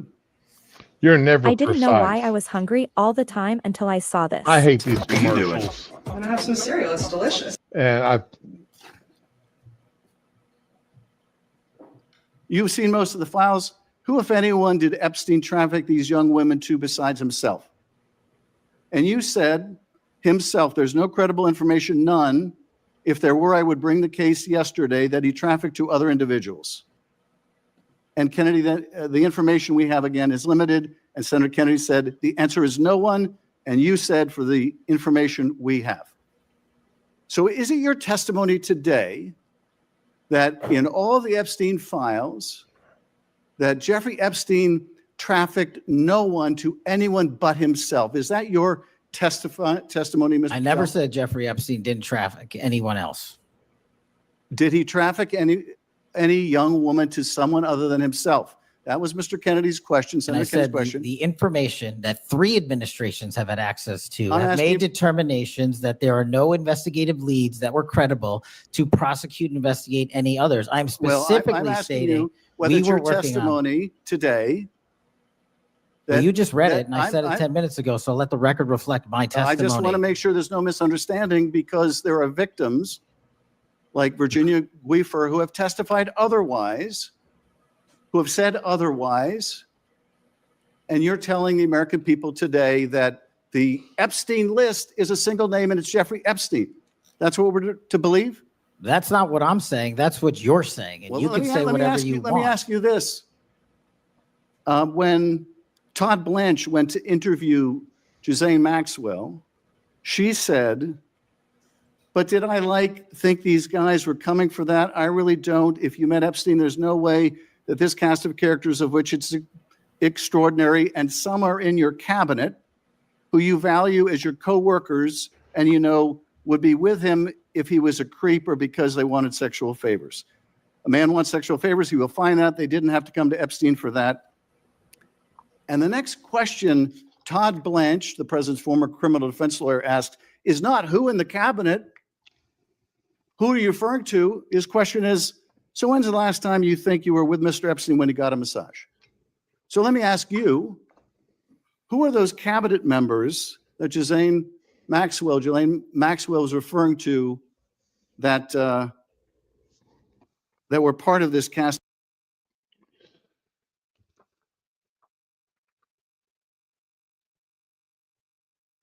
What do you think about this, there, old guy? Do you think there's an actual list that Epstein kept, an actual written down list of people that he supplied young ladies to, or young men?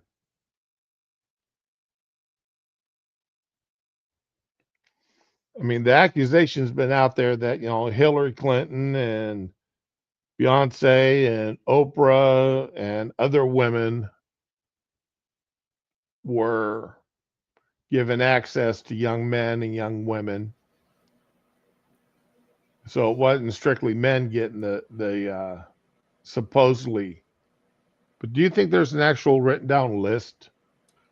I don't think there is a black book per se, like we would remember from high school, or what was that high-end, fancy, rich-ass pimp in New York, Madam. Yeah. I know who you're talking about. Right. She was just on TV the other day because she got out really? of jail. Yeah. Oh, really? But I mean, I'm sure there is or there were at one time enough communications to be able to compile a list, to make a black book. But as far as, I mean, if you got his phone and looked at his contact list, then there's your black book. But would that list, all right, when you think of a list like this, you got like Henry James had Mary Sue and Tracy on the 15th, 1975. In 1976, Henry James came in and I let him, and he used Barbara, Ann, and Carrie. So you see what I'm saying? Having a list of this name got these people, had the services of these women or these young people on this day. I would say that it would only be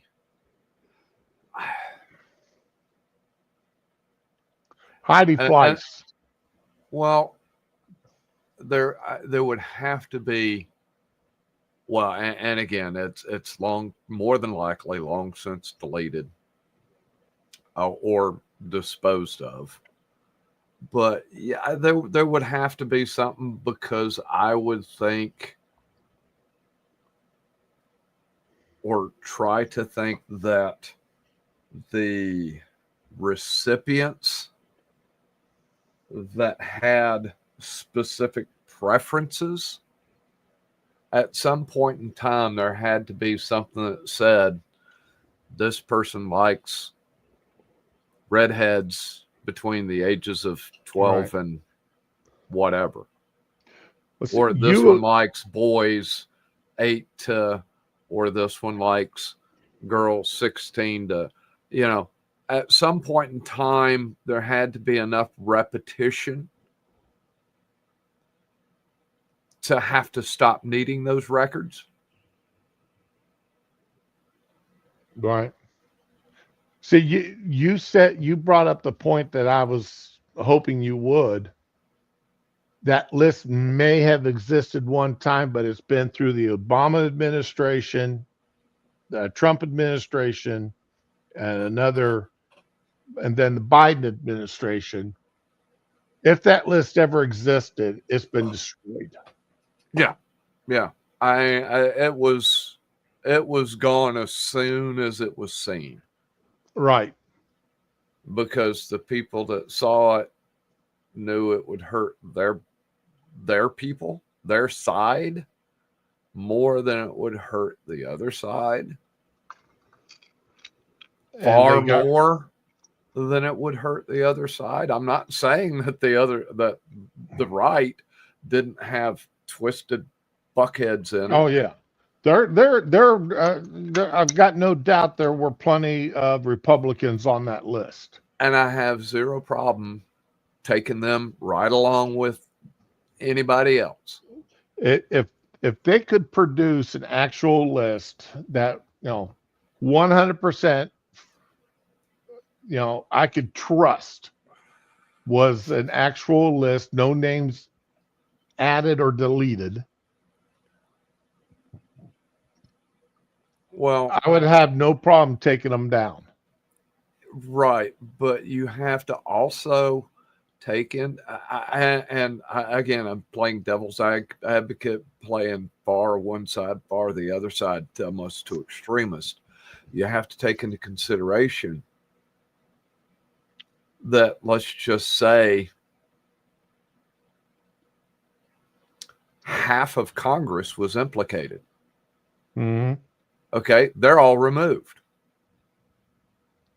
All right, nothing gets done until all of these special elections take care of, because not all states have the ability to appoint a new congressperson.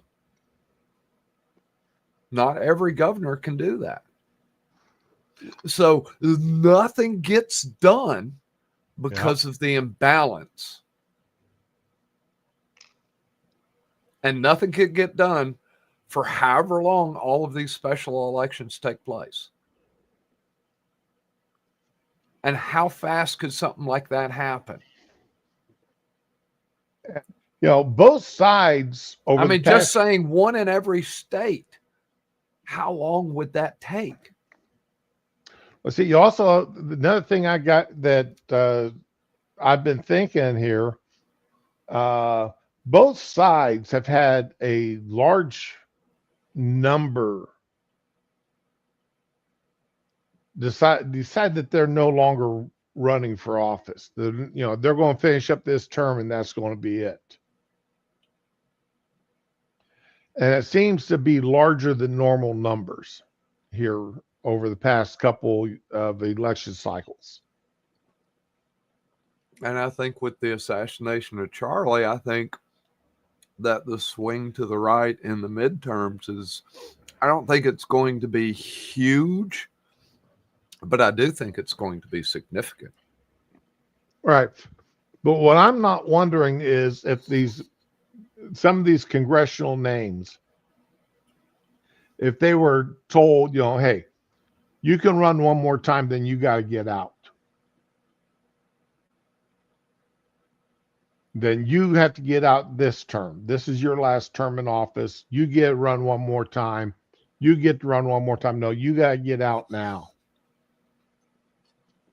There's sort of an agreement between them, between the different all three sides, that people would be getting out, no longer running for office.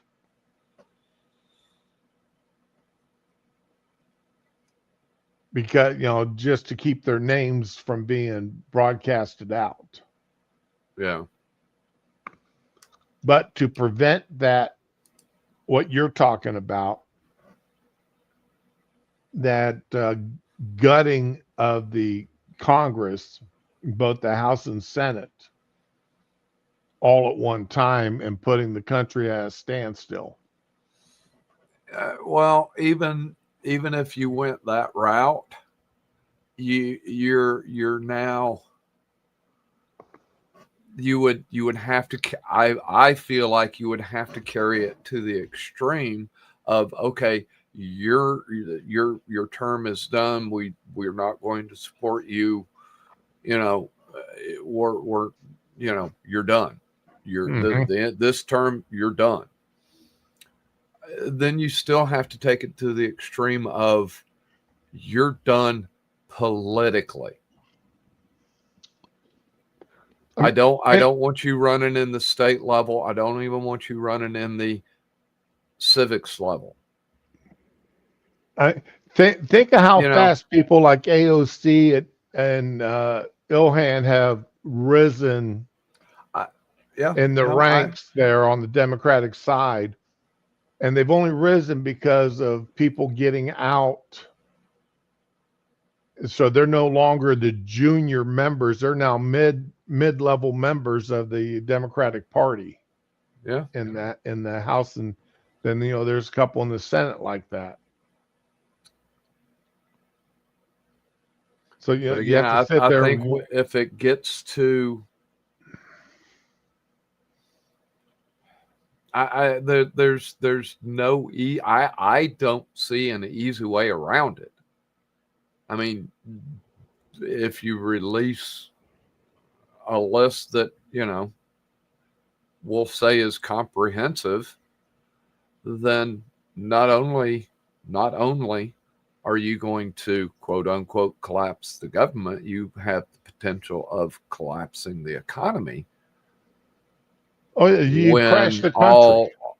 I mean, you literally will destroy the country, because then the country then loses faith in the industry and the investment and because of now they're being exposed for this debauchery, degeneracy, this horrendous crime. It's different than being pointed out that, Charlie Kirk was assassinated. That's not so much a corporate deal where this would be. This would collapse everything if a comprehensive list was released. I don't get me wrong, I wish it would, but knowing that the results or the consequences of it, I'm scared to have that list released. How much of it do you release?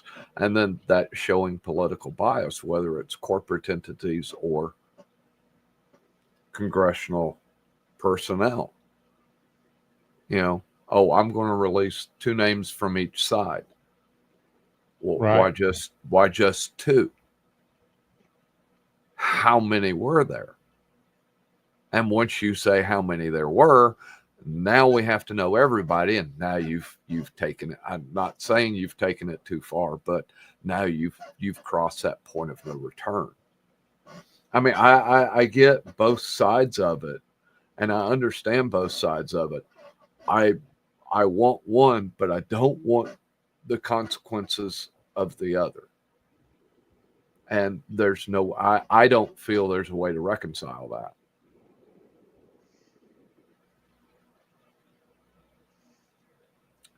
Do you go after these people after they're out of office? And if so, why wait? And yeah, why wait? I mean, if you're going to go after them after office, what good does that do? They're out of office. All right. Yeah, they're not making decisions anymore, but it's and the crime was still committed. They should still pay for it. Oh, I killed somebody while I was in office. Now I'm out of office. I shouldn't be. Well, I mean, that's extreme. That's extreme. But there's a difference between killing somebody and having sex with someone on an island.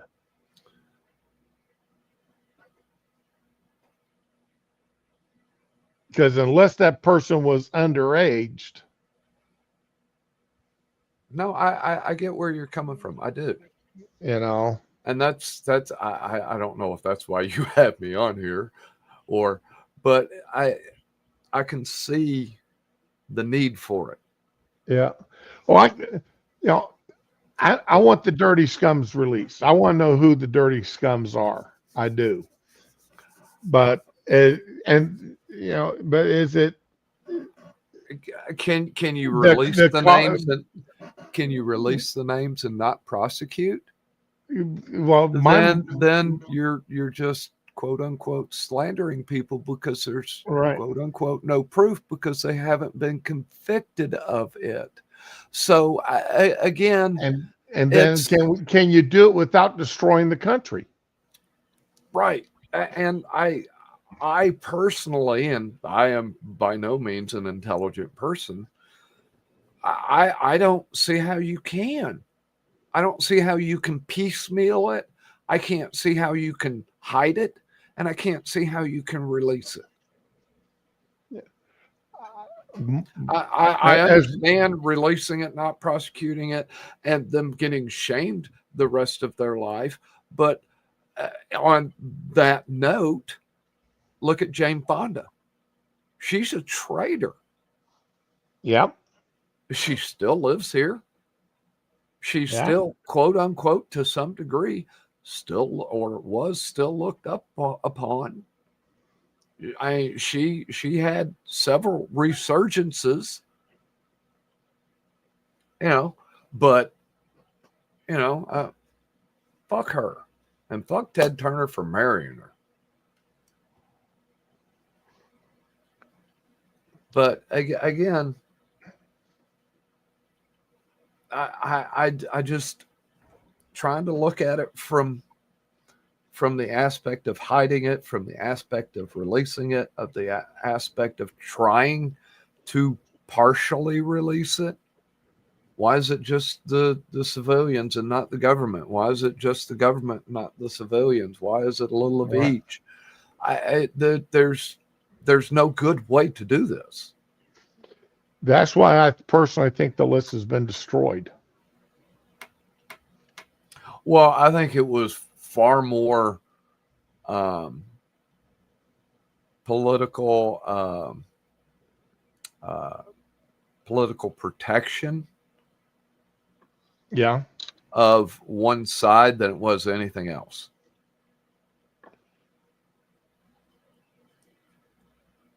Well, because I'm not saying that as definitive, but I'm going to say because their side found it, their side was on it more, it was more prudent to destroy it so nobody could get their hands on it at a later date. Right. Because there was too many people that could be tarnished even further out in history. That's not saying that there may, and there's always this possibility that there were photographs taken and it's been digitalized and ran through, a security, 10 levels deep where nobody can find it, but it's sitting there. Ark of the Covenant type thing.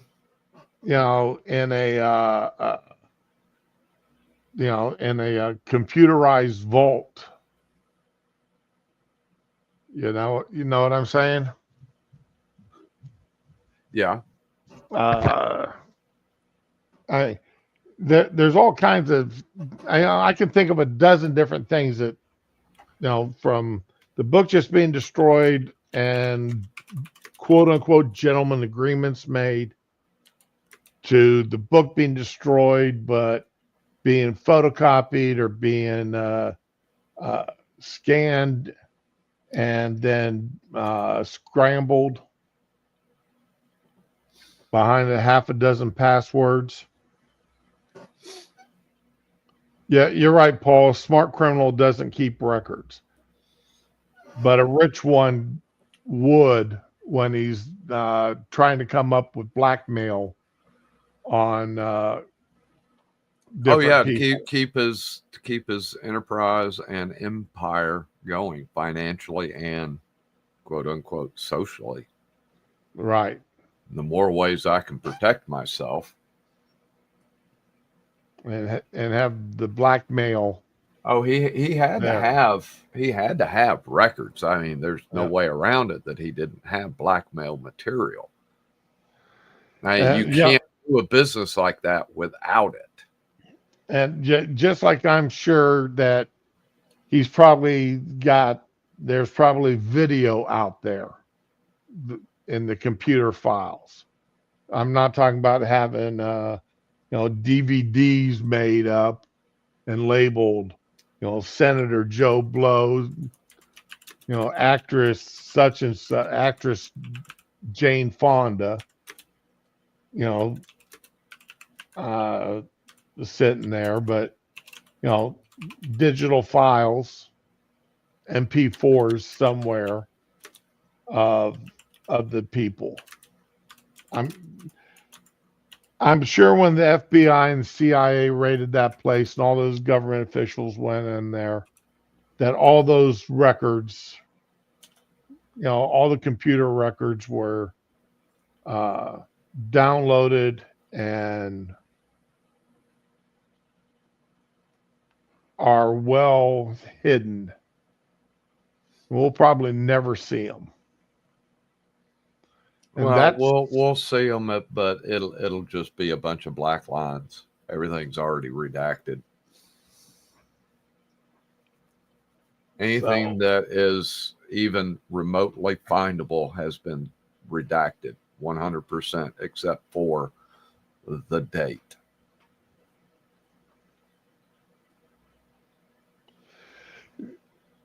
Hey, Spittle, I wouldn't doubt that, someday we'll get on, there'll be a GOVOF fight, and you can see these wrinkly old bodies out there doing their thing. No, that's disgusting to even think of. Swiss bank box. Well, in response to Spittle's, thumb drives are out there, just not the Fed's hands. Always in cash, never in writing. Yep. But then, we do have people. What was his name that wrote the check to the hooker? Mayor of Cincinnati, then got the TV show. Maury Povich? No.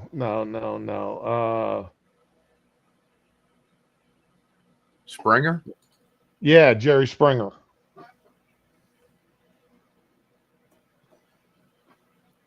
Paid hooker and with a check.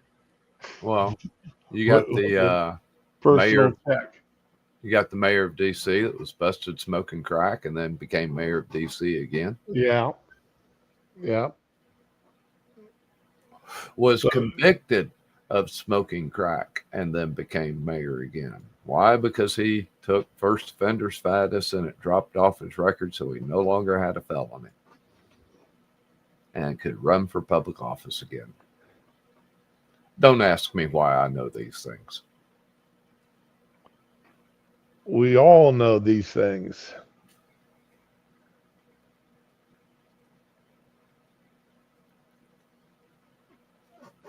Well, nobody gets Epstein rich with being too stupid. He may be dumb, but he's not. He's not what we. Do you remember a guy named Hunter Biden? Oh yeah.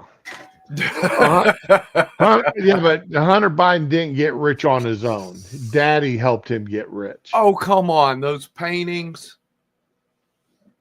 Daddy made him rich. Oh, no. He got that job at the oil company all on his own.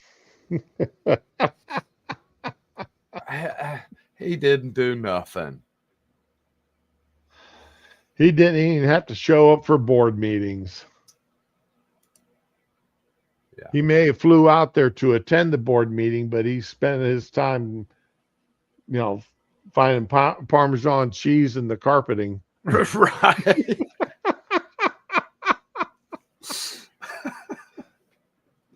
Oh, let's go back here to associated with Mr. Epstein. Who are they? The Deputy Attorney General took the aggressive step that no one else did and interviewed Miss Maxwell for I'm asking 2 you, days, who and are we the released who are the the cabinet entirety members? of that Who are the cabinet transcript. members? I do not have that transcript in front of me. You're picking it piecemeal. The American And public can read the entirety of that. One last question, because you clearly won't tell us the cabinet members associated with Mr. Epstein. Let me ask you one last question.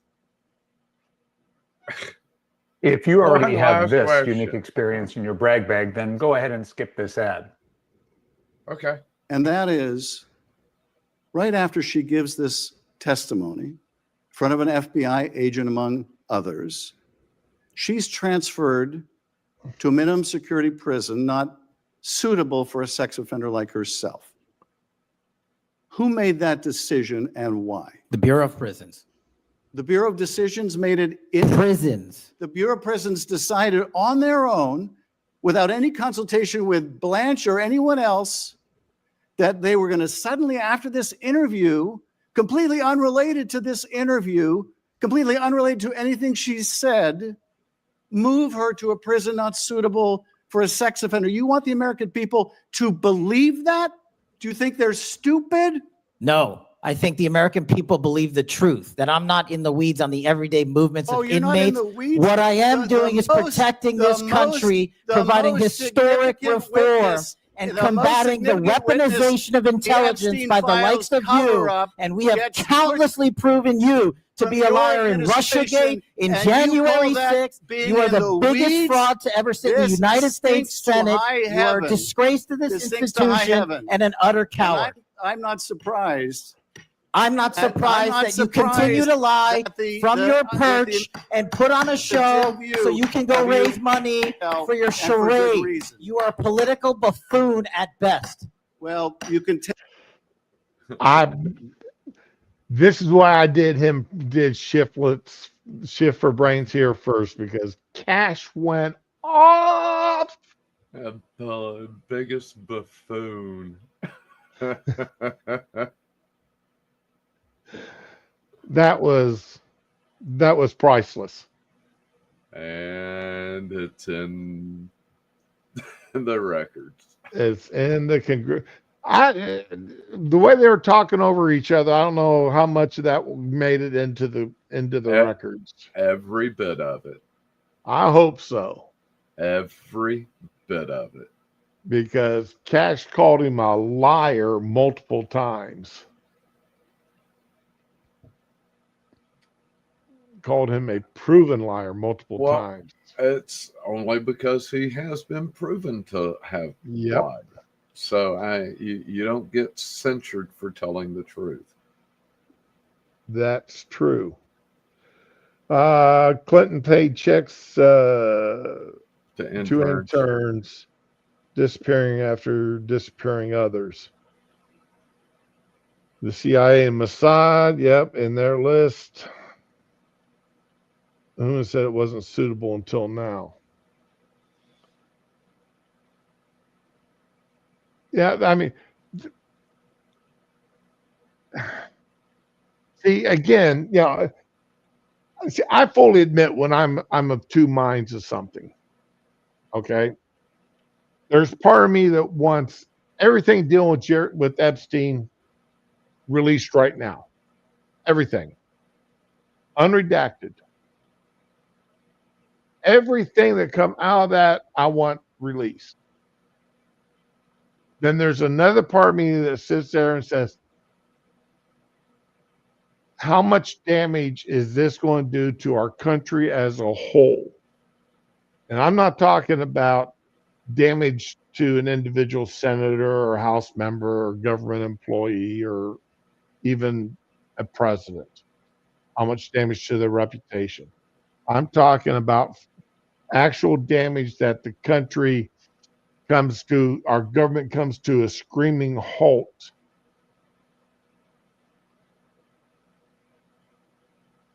Yeah. And it's totally dysfunctional for months on end. That's why I was saying, I want it released, but the consequences of releasing it is collapsing potentially the world economy. Right.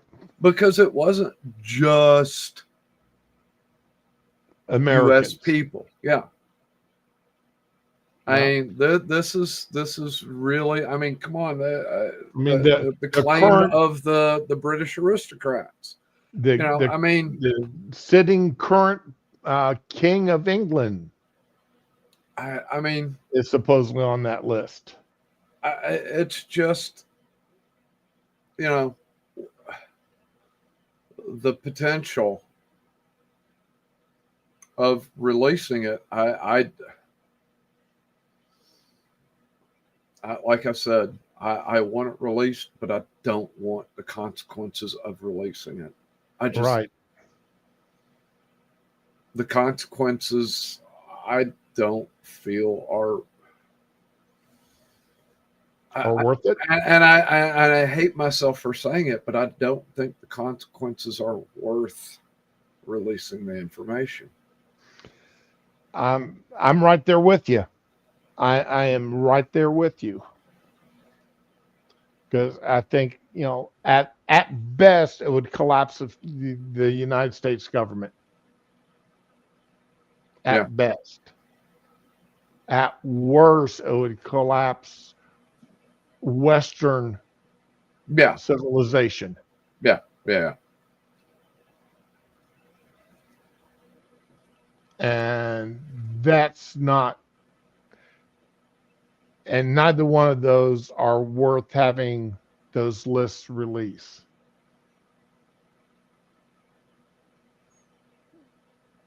I would say by far, I would say that there's probably more Americans on that list than anything else. More U.S. Yes, I would probably agree with you on that, but I still think, we already know that there's plenty of names on there from the U.K. Several names from Europe. Right. There's names from Germany on that list. There's names from Holland. Nearly every country. France, Spain. The accusations are out there. Yeah, the only countries I would probably say weren't would be like North Korea, China. I don't think too many. Because they would do it. They would do it themselves. Yeah, I don't think too many African countries are on the list. And I don't know about Australia or New Zealand. Well, I would probably say yeah. So, like you said, it's scary to think of the whole thing one way or the other. And I think here in the U.S., which is where it's being, nobody else has taken up the mantle. Right. Because nobody else wants to expose their corruption. Because again, it's both sides. You can't expose one without exposing the other. And once you do that, everything gets exposed. Doesn't matter who does it. the U.S. is the only one, quote unquote, kind of willing, trying to, if you want to say, trying to release it or whatever. But we're never going to see this information. The consequences are far too severe. Far too many people have life far too well to be willing to sacrifice everything. Even the ones that aren't guilty are sacrificing everything. And people can, on the right, can go, oh, well, the left. Well, the right's on there too. And the left can go, oh, the right. And again, the left's on there too. Both sides are guilty. You know, what is it? Mutually assured destruction. Yep, mad. Yeah, Data, I saw that AI video of soundtrack of what Charlie Kirk would say now that he's passed an AI. A woman asked her AI,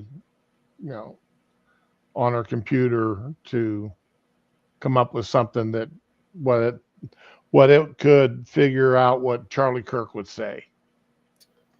And it's a pretty moving speech. So yeah, well, I don't trust AI.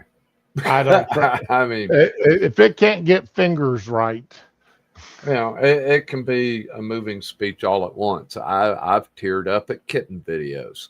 I'm not going to lie, but I don't need some computer program to pretend to know what Charlie would have said. Right. And that's all it's doing. It's pretending it knows what Charlie would have said. And that's absolutely zero chance of that ever happening. That's true. So I'm no offense, Data. I don't care. It's no different than anybody else saying this is what I think Charlie would have said. And if you can't take it from them, how can you take it from AI? Oh, it was so moving. Yeah, I got moved when Glenn Beck said. I didn't really care about Rush Limbaugh, but knowing how much he meant to people,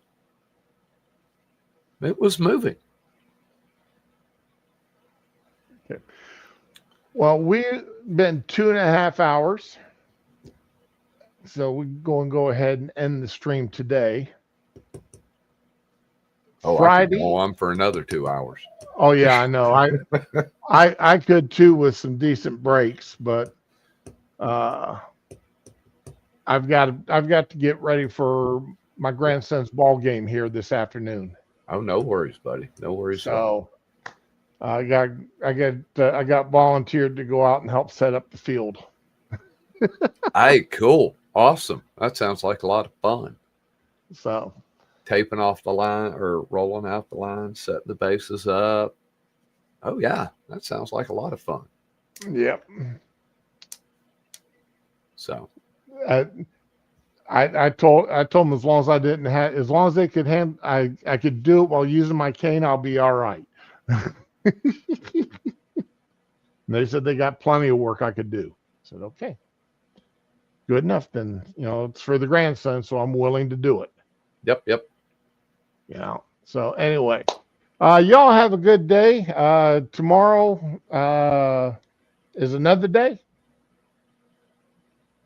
And enjoy yourselves. Thank you, old guy, for coming on. I do appreciate you. Thank you for having me on. Always a pleasure. I like it. Like I've said before, I like it when people disagree with me because it forces me to rethink my position. I don't, and if I ever talked to somebody that agreed with me on everything, I'd be in trouble because that means there's two of us that are wrong. It's not that I disagree. It's not that I disagree with you. It's just that I have to make these same points to my wife. My wife is she's not a hardcore Democrat, but she's never going to be a Republican. Well, she might now that, we have some money, but I don't know. But I have to make these arguments to my wife. Yep. But we get the Sunday paper. And throughout the week, as we sit down for dinner, I read through a section. And I'll read something that catches me off, and I'll go, okay, let's read the whole article. And I'll go back and say, sweetie, here's the headline. Here's the part that I found interesting. Here's context before. Here's context after. Here's what I found interesting. And then we'll discuss it. She'll give me her side. I'll give her my side again. And I'll keep reading. So yeah, that's why I enjoy coming on is I get to at least for you practice. Practice, yes. And it also means that at least I have a prior sounding board. Yeah. Before I start making my points. I don't mind if they're wrong. I point them out, and I'm willing to accept that they may be wrong. And that's what I like about you is that you will challenge. And I appreciate it. Thank you. All right. Anyway, everybody, have a good day. Enjoy yourselves. As always, be with the ones you love the ones that you're with. All right.